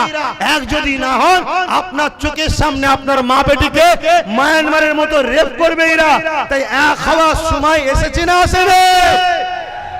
আমার উপরে ভরসা হচ্ছে না তোমাদের? এত কিছু বলার পরে লাস্টে পাড়ায় পাড়ায় শোনা যাচ্ছে যা হচ্ছে বিজেপি চলে আসবে। কি গো বলছো না? বলে না যা হচ্ছে বিজেপি চলে আসবে। ভাই কি হচ্ছে না? আব্বাস সিদ্দিকী রাজনীতি করবে বলছে, তাই বিজেপি চলে আসবে। ভাই পশ্চিম বাংলায় বিজেপি চলে আসবে না চলে এসেছে? বুকে হাত দিয়ে বলুন, আল্লাহকে সাক্ষী রেখে বলুন, মিথ্যা কথা বলছেন না তো? আব্বাস সিদ্দিকী 2019-এ এনআরসি, সিএবি, এনপিআর এর পর থেকে বলেছে আমি রাজনীতি করব, অর্থাৎ 18টা বিজেপি পাওয়ার পরে। তাহলে এই 18টা পশ্চিম বাংলায় বিজেপি আসলো আব্বাস সিদ্দিকীর জন্য। বর্তমান পশ্চিম বাংলা চালাচ্ছে বিজেপি, শুনছেন? সারা দেশ চালাচ্ছে বিজেপি। পশ্চিম বাংলাটা দেশের বাইরে, তাহলে পশ্চিম বাংলা চালাচ্ছে বিজেপি, শুনছেন?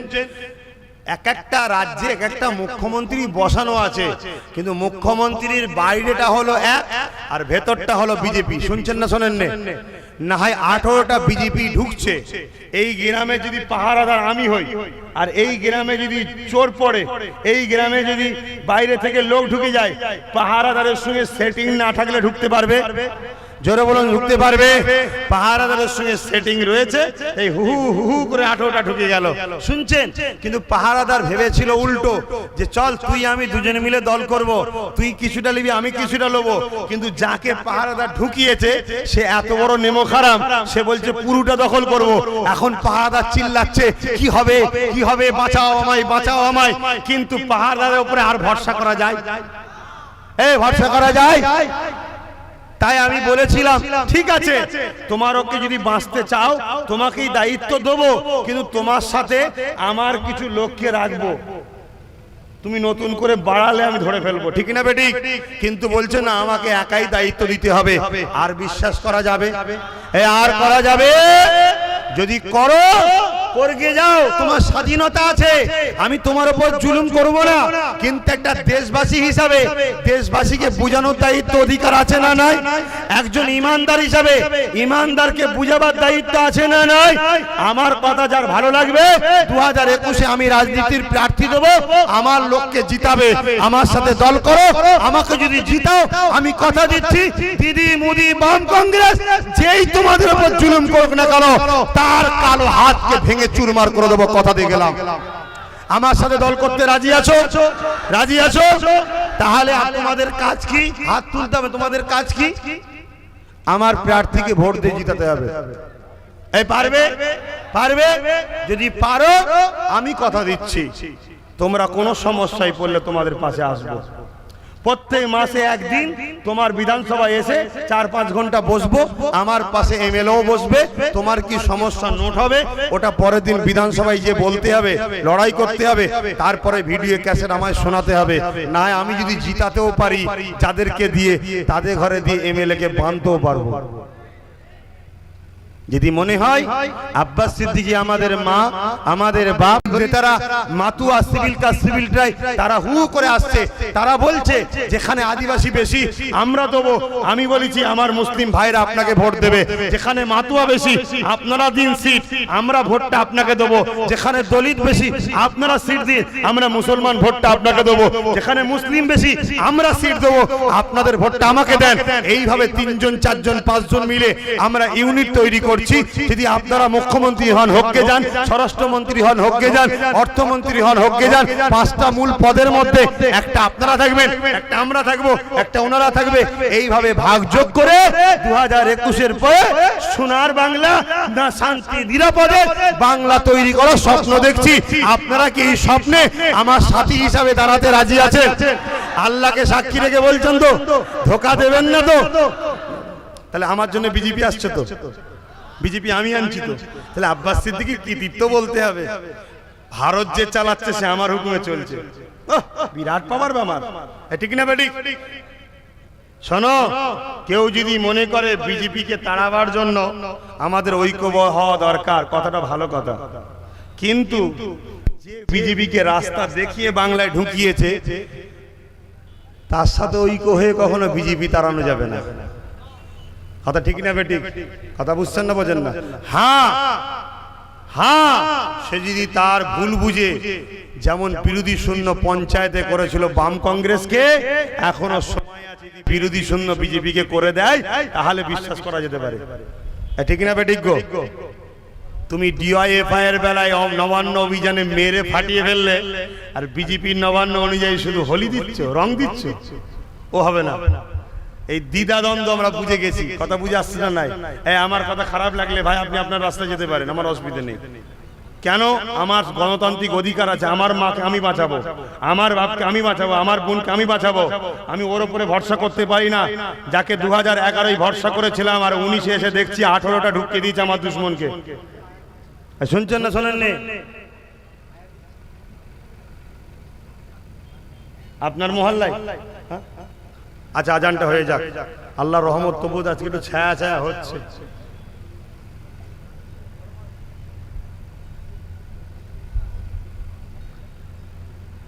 গরম পানি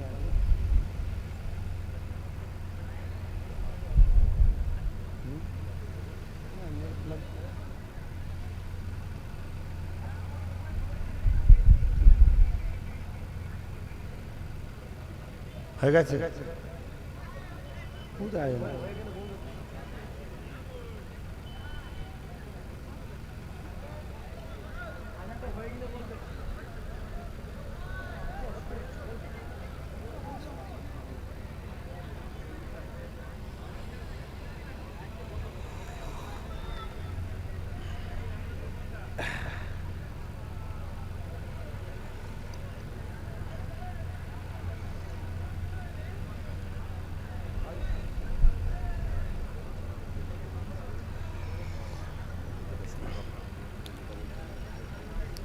এই ভাই কি হচ্ছে?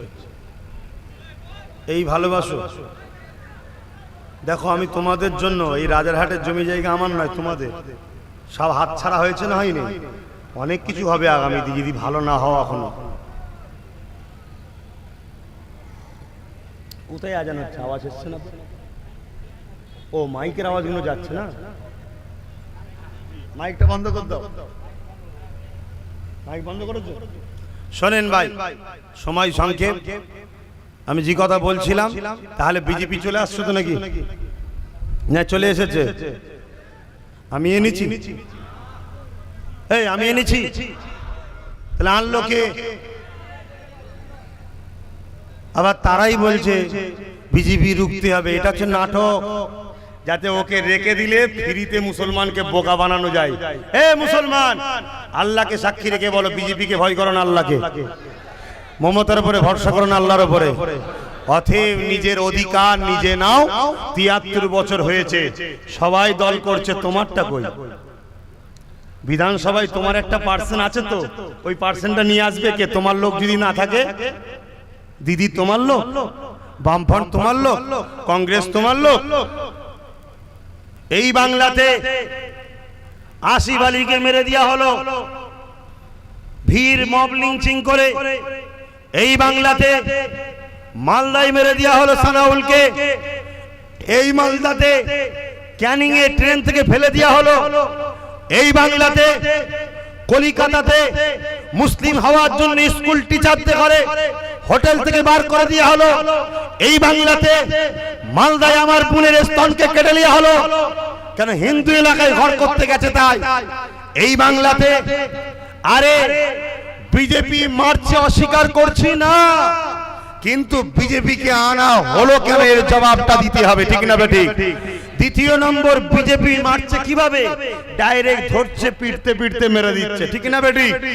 আর বর্তমান যিনি আছে, ইনি তো আমার ভাইদের ঘরে মিথ্যা গ্যাঁজার মামলা, হিরোইনের মামলা, বিভিন্ন মামলা দিয়ে তাকে জেলে ভরে 6 মাস, 6 বছর, 7 বছর শুকিয়ে শুকিয়ে শুকিয়ে শুকিয়ে দদকে মারছে। বলো কে তাহলে বন্ধু? বিজেপিও যেমন দুশ্মন, এও তেমন দুশ্মন না, দুশ্মন নয়। অতএব গণতান্ত্রিক দেশে বাঁচতে গেলে নিজের পাওয়ার, নিজের অধিকার, নিজের ক্ষমতা নিজেকে দখল করার দরকার আছে না? না। অতএব যে জায়গায় দলিত ভাই বেশি, আদিবাসী ভাই বেশি, অর্থাৎ যারা বঞ্চিত হয়ে আছে ৭৩ বছর, আমরা এক হচ্ছি। আপনারা এই রাজারহাটের মানুষ, আপনারা কি এক হবেন?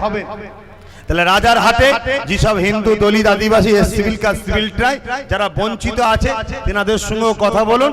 আমরা এক হয়ে বিভিন্ন জায়গাতে আমরা সবাই সংখ্যা অনুপাতে সিট দিয়ে আগামী দিন পশ্চিম বাংলার রাজ ক্ষমতাতে আমরা আসব, যেখানে নারীরা সুরক্ষিত থাকবে, যেখানে মায়েরা সুরক্ষিত থাকবে, যেখানে বাপেরা সুরক্ষিত থাকবে, যেখানে যুবকরা চাকরি পাবে, বেকারত্ব দূর হবে, গণতান্ত্রিক প্রক্রিয়ায় নিজের অধিকার নিয়ে ভিক্ষা নয়, স্বাধীনতায় ধর্ম নিরপেক্ষ দেশে মাথা তুলে বাঁচতে পারবে। এই রকম একটা সোনার বাংলা, যে বাংলা আবু বকরের বাংলা, যে বাংলা রবীন্দ্রনাথ টেগরের বাংলা, যে বাংলা নেতাজি সুভাষচন্দ্র বসুর বাংলা, যে বাংলা ঈশ্বরচন্দ্র বিদ্যাসাগরের বাংলা, সেই সুন্দর শান্তি বাংলা, সভ্য ভদ্র বাংলা আগামী দিন গড়তে কি আপনারা পারবেন? পারবেন? যদি পারেন তাহলে আমার একটু সাথ দিতে হবে, বাস, আর কথা নয়। আমি যা বুঝাবার বুঝিয়ে দিয়েছি, আপনাদের ব্যাপার। এবার যদি কালকে কেউ এসে বলে সব ঠিক আছে, লোকসভার ভোটটা আলাদা ছিল, লোকসভার ভোটে তাই বিজেপি এসেছে, ভাই লোকসভা আর বিধানসভা আলাদা ভোট মানে? তাহলে লোকসভায় কি জেনে ভোট দিত নাকি? আর বিধানসভায় মানুষও দেবে? এই আলাদা ভোট ছিল, এতেই প্রমাণ হয়ে গেল যে ভেতরে ভেতরে গোটা বাজছে। যদি বলেন কেন, মন দিয়ে শুনবেন, খেপে যাবেন না, মাথা গরম করবেন না, কপাল ফেটে যাবে, কপাল ফেটে যাবে। এমনি তো কপাল ফেটে গেছে, আরো ফেটে যাবে। কথাটা বুঝতে হবে। যখন কেউ বলবে লোকসভার ভোটটা আলাদা, বিধানসভা আলাদা, তার মানে আমার কি বুঝতে আর বাকি রইল? 34 বছর বাম কংগ্রেস যেমন জোট ছিল, কংগ্রেসের সেন্টার, বামের রাজ্য, বাহ্যিক উভয় দলের লোকে মারপিট হচ্ছে, পাবলিক মরছে, তো কি হয়েছে? ভেতরে ভেতরে দুজনে জোট ছিল না? ছিল না? সেন্টার তোমার, রাজ্য আমার। তা দিদি মুদি এরম জোট নেই তো, সেন্টার তোমার, রাজ্য আমার। কেন আপনি নিজেই বলছেন তো লোকসভার ভোট আলাদা, রাজ্যসভার ভোট আলাদা। তার মানে লোকসভাটা বিজেপিকে দিতে হবে, রাজ্যসভাটা আমি লব। এটাই তো উত্তর হচ্ছে নাকি? আপনারাই বলছেন তো। তাহলে ভয়ঙ্করের ব্যাপার আছে না নাই? 3 নম্বর কথা আবার বলছে না, আব্বাস সিদ্দিকী ভোট দিলে, প্রার্থী দিলে ভোট ভাগ হয়ে যাবে, তাই তার মানে আমার ভোট আছে, ঠিক না বেটি? তাহলে আপনার ভোট আছে, আপনি রাজনীতি করছেন, আমার ভোট আছে, আমি করব না কেন? এটা বেইনসাফি নয়? আর যদি বলেন ভাগ করবো না, তাহলে দুজনকে মিলেমিশে করা দরকার, ঠিক না বেটি? আমি তো সেটাই বলে দিয়েছিলাম একদিন, যে উত্তর 24 পরগনায় 9টা আমাকে দেন, বাকিটা আপনি নেন। মোট 33টা সিট আছে উত্তর 24 পরগনা, শুনছেন তো? 9টা আমাকে দেন আর 24টা আপনি নেন। এই কথা বুঝে আসছে না? নাই কথাটা ভালো বলেছিলাম না খারাপ বলেছিলাম? তা মানছেন না কেন? তাহলে তখন বুঝতে হবে যে না, আব্বাস সিদ্দিকী যদি 9টা পেয়ে যায়, টোটাল উত্তর 24 পরগনায় একটার কামদুনি হতে দেবে না। ওই 9টাই পুরো উত্তর 24 পরগনাকে দাবিয়ে রাখবে, একটা না থাকাতেই দাবিয়ে বেড়াচ্ছে, ঠিক না বাড়ি? আর 9টা পেয়ে গেলে তো বিরাট ব্যাপার হয়ে যাবে। একটা না থাকাতে পুরো বাংলা কাঁপিয়ে দিচ্ছে, আর যদি 44টা পেয়ে যায় তাহলে তো পুরো দিল্লি কাঁপিয়ে ফেলবে। এই জন্য মোল্লা মুসলমান তুমি কেন নেতা হবে? তোমরা তো আমাদের চা বইবে। ও আরে আমার কওমের ছেলেরা সারা জীবন হবে এরকম, আর ওইদিকে আদিবাসী দলিতগুলো ওরাও বঞ্চিত। দেখুন কেন, ওদেরও নেতা কাউকে করতে দেয় না, ঠিক না বেটি? এই জায়গায় আদিবাসী দলিতরা এক হচ্ছে, আমার কওমের মানুষ, তোমরা ওদের সাথ দেবে, আদিবাসী দলিতদের সাথ দেবে, 3 ভাই বন্ধুত্ব করবে। তা চলে আসো, তাহলে আগামী 21-এ তৈরি হও, কোনো ঝগড়া নাই, ফেসাদ নাই, গণতান্ত্রিক প্রক্রিয়ায় যার যাকে ভালো লাগবে সে তাকে ভোট দেবে, যার ভোটার বেশি সে জিতবে, ঠিক না বেটি? এই তো ব্যাপার। তাহলে আমি ভুল করছি? কথা বলুন, কারা কারা বলছেন ঠিক করছি? হাত তুলে দেখান। আপনারা সাপোর্ট করছেন, হাত নামান। তাহলে আমার কিছু হলে আপনারা ছেড়ে দেবেন, ছেড়ে দেবেন। তাহলে আমার কিছু না হোক আপনারা চান তো? তাহলে আপনাদের প্রথম কাজ হলো নামাজ পড়ে আমার জন্য দোয়া করবেন, কারণ দোয়া আমার জন্য বডিগার্ড হবে। 2 নম্বর কাজ, প্রত্যেকে যে যার বাড়ি বাড়ি গিয়ে মা বাপ ভাই বোন আত্মীয় স্বজন সবাইকে বুঝাবেন যে আব্বাস সিদ্দিকী ভাইজানের কথা, বাবাজির কথা, এবারে ভোট দেবো। 3 নম্বর কথা, ভোটের দিনে একসাথে দলবদ্ধ হয়ে যাবেন ভোট দিতে। বাইরে থেকে যদি গুন্ডা ঢুকায়, ভাড়াটিয়া, একটা যেন ফিরে না যায়। কথা বুঝে আসছে? কারণ আমার গ্রামে, আমার দেশে আমি নিজে ভোট দেবো, এটা আমার অধিকার। এটা যে কারবে সে দেশদ্রোহী, সন্ত্রাস, তার কখনো ভারতবর্ষে বাঁচার বা থাকার কোনো রকম অধিকার নেই, ঠিক না বেটি? বাস, আর কোনো কথা নাই। সালাম দেবো, দোয়া করবো। এ নবী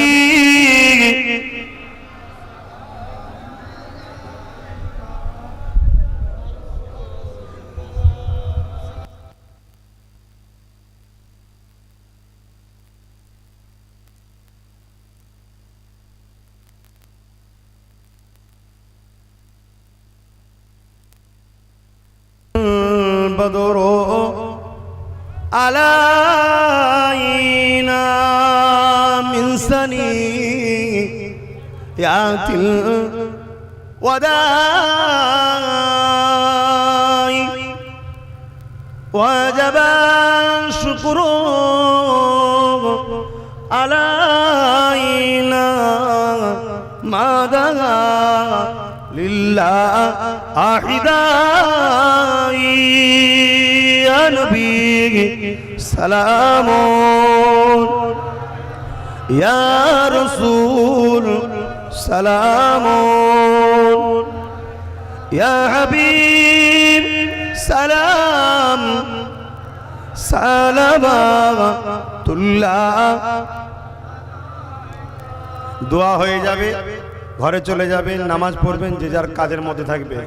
কোনো মিটিংয়ে যে যেখানে দেখো, যে কোনো দল, আমার ভালোবাসার মানুষরা যাবেন না, শুনছেন তো? যে যেখানেই বলুক, আমার ভালোবাসার মানুষরা যাবেন না। যদি আপনাদের কারো কেউ জোর করে, তাদের লিস্ট করে রাখবেন, তাদেরকে নামে FIR করে রাখবেন। অপেক্ষা করুন, সময় এলে সৃষ্টিকর্তার পক্ষ থেকে বিচার হবে, আমার দেশও বিচার করবে। তবে ইনশাল্লাহ 2021-এ আব্বাস সিদ্দিকী বাংলার রাজ ক্ষমতায় আসছে, ইনশাল্লাহ আসছি আমি। এবং শুনে রেখে দেন,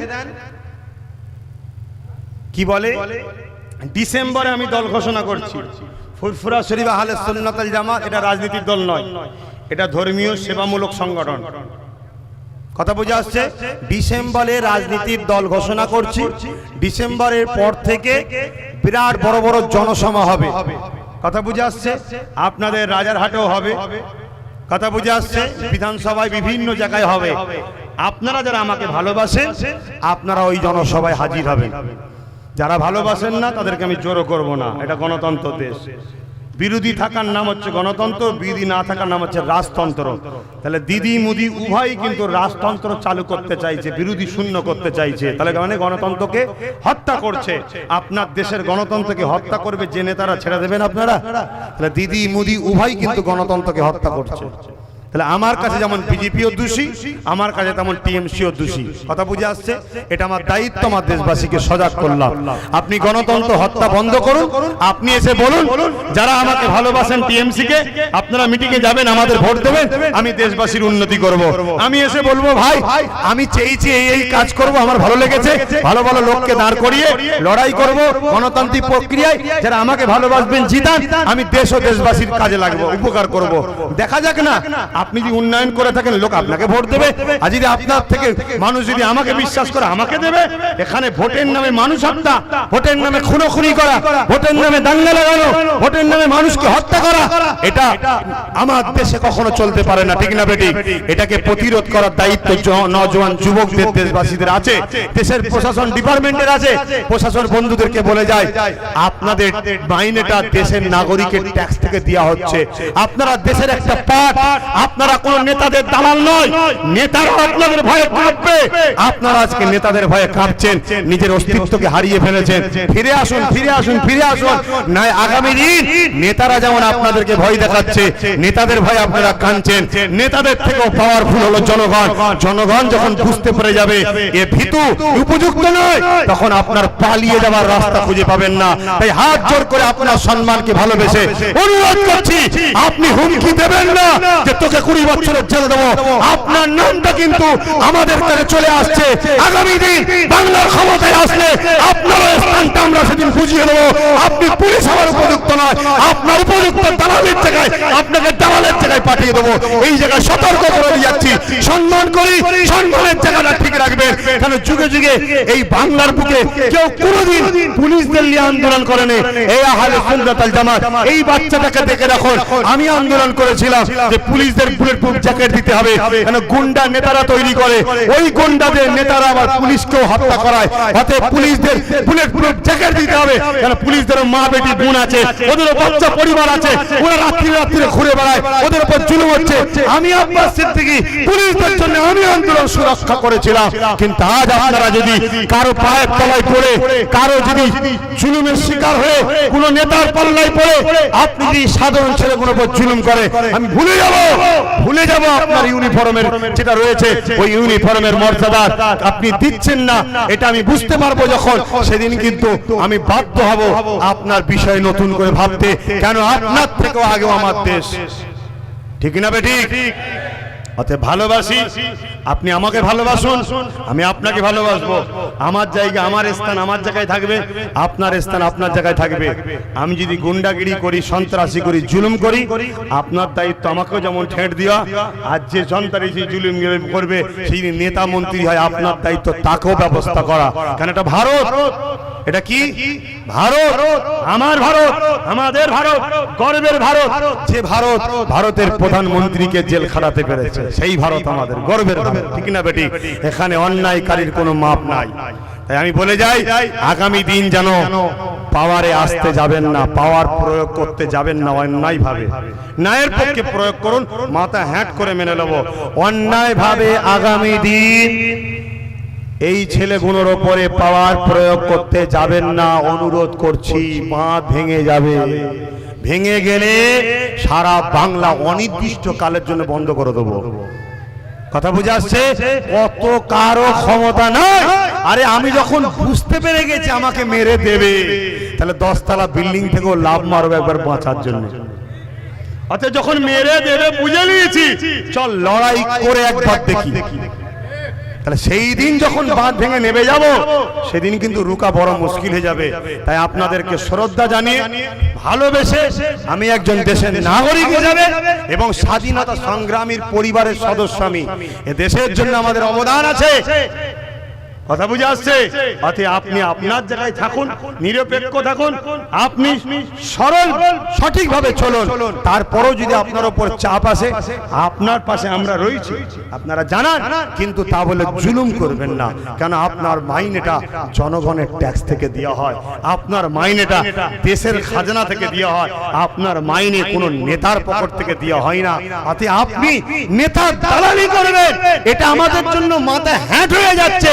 নেতারা তো আপনাদের ঘরে থেকে ভয় করবে, কারণ আপনাদের পাওয়ার, আপনাদের সম্মান, আপনাদের ইজ্জত নেতাদের থেকেও বড়। কারণ নেতা 5 বছর লোকের ভোটে হয়, আর আপনি উপযুক্ত পড়াশোনা করে চাকরি পেয়ে ঢুকেছেন। আর যদি মনে করেন যে ভাই আমার পড়াশোনা নাই, তো আমি ঘুষ দিয়ে ঢুকেছি, আমি দুঃখিত, আমি দুর্ভাগ্য যে আমার দেশ তাহলে ধ্বংস খুব শিগগির দিকে যাচ্ছে। যাক, আল্লাহ আমার দেশবাসীকে বাঁচান, আল্লাহুম্মা আমিন। আয় আল্লাহ, আমার আব্বা গুনো, ভাই গুনো, মা গুনো, বোন গুনোকে আল্লাহ পাক এই মাহফিলে, দুয়ার মাহফিলে এসে সমাজ সেবা, সমাজনীতি, অর্থনীতি, রাজনীতি, মানবতার নীতি, সভ্য নীতি, সাথে সাথে আমার রসুলকে যে কাজ আপনি দিয়েছিলেন, নাইকে প্রতিষ্ঠিত করার, নাইকে জিন্দা করা, সেই সুন্নাত, সেই কোরআন হাদিসের কথা সংক্ষেপ সময় আলোচনা করলাম দেশকে ভালোবাসার স্বার্থে। আল্লাহ, এই আলোচনা যদি আপনি বেজার হন, মাফ করে দেবেন, আমাকে সতর্ক করে দেবেন।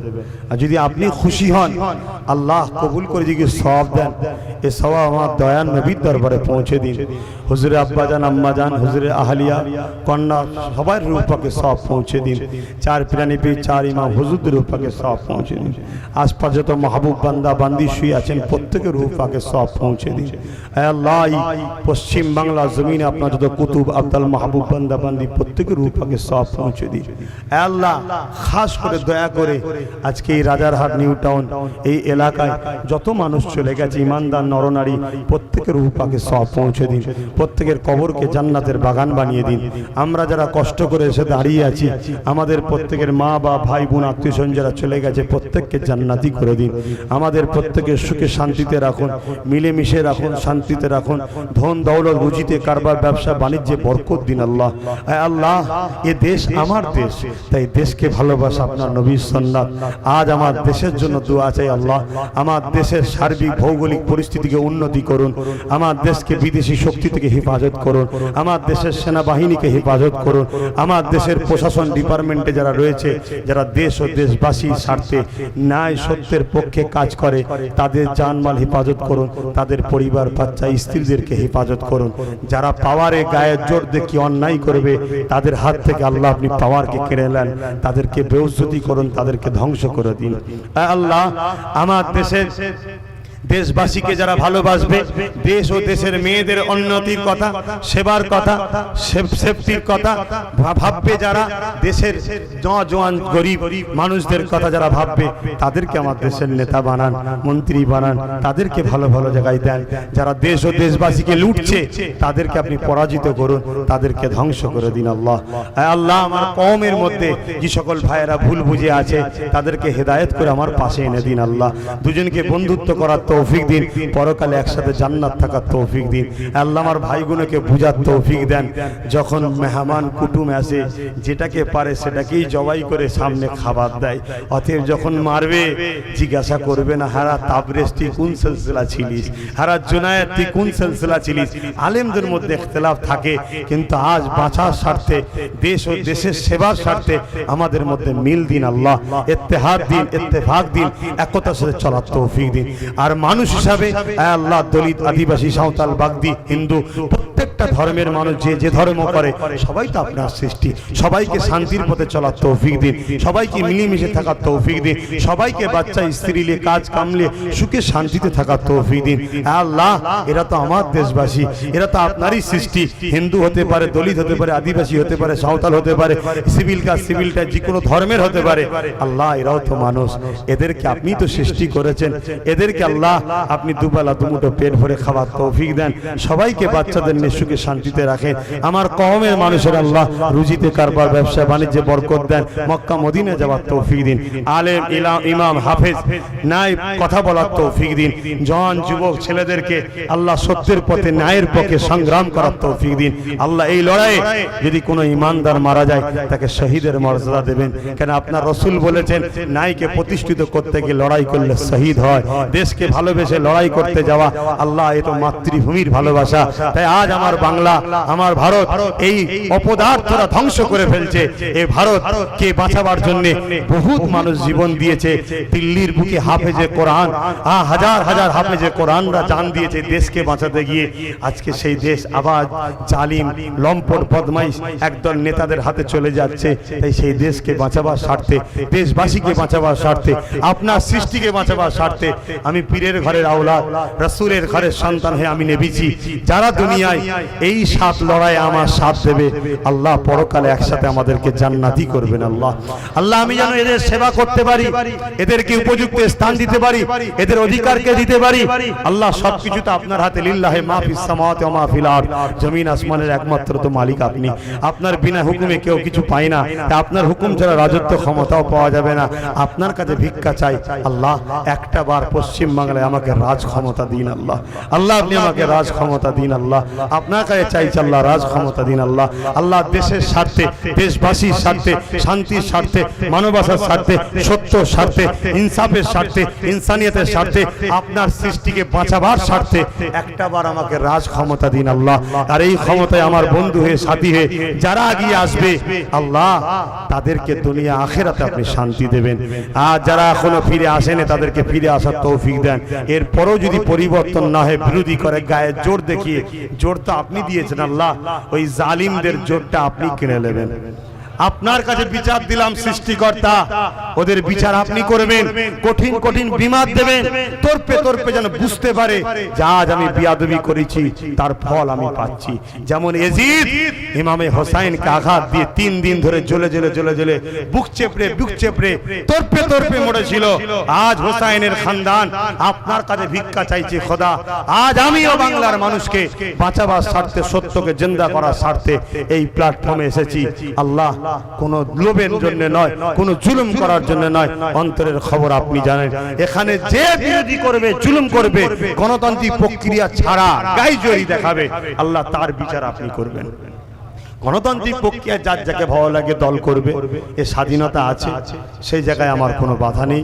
আল্লাহ, আপনি আমাকে সাহায্য করবেন, সংগঠনের ছেলেদের সাহায্য করবেন, কর্মীদের সাহায্য করবেন। এই জলসাটা করেছে অনেক বাধা, এরপরেও যদি কেউ বাধা দেয়, সে যে কোনো ডিপার্টমেন্ট থেকে হোক, আল্লাহ তার বিচারটাও আপনার কাছে দিয়ে গেলাম। আমিন সুম্মা আমিন। বারহাক লা ইলাহা ইল্লাল্লাহু মুহাম্মাদুর রাসূলুল্লাহ। খবরদার পাল্লা দিতে যেও না। ঘরে সন্তান, বাচ্চা, পরিবার, স্ত্রী আছে, জন ছেলে যখন ছাদ থেকে লাভ মেরে পাগলামি করে মরে যাবে না, তখন বাপের বুক ফেটে যাবে। ঠিক না বেটি? অতএব বদদুয়াই পড়ে যাবে। ভালো না লাগে দূরে যাও। তুমি তোমার যার ভালো লাগে তার সঙ্গে দল করো, আমার যাকে ভালো লাগে আমি তার সঙ্গে দল করবো। ঠিক না বেটি? আসসালামু আলাইকুম।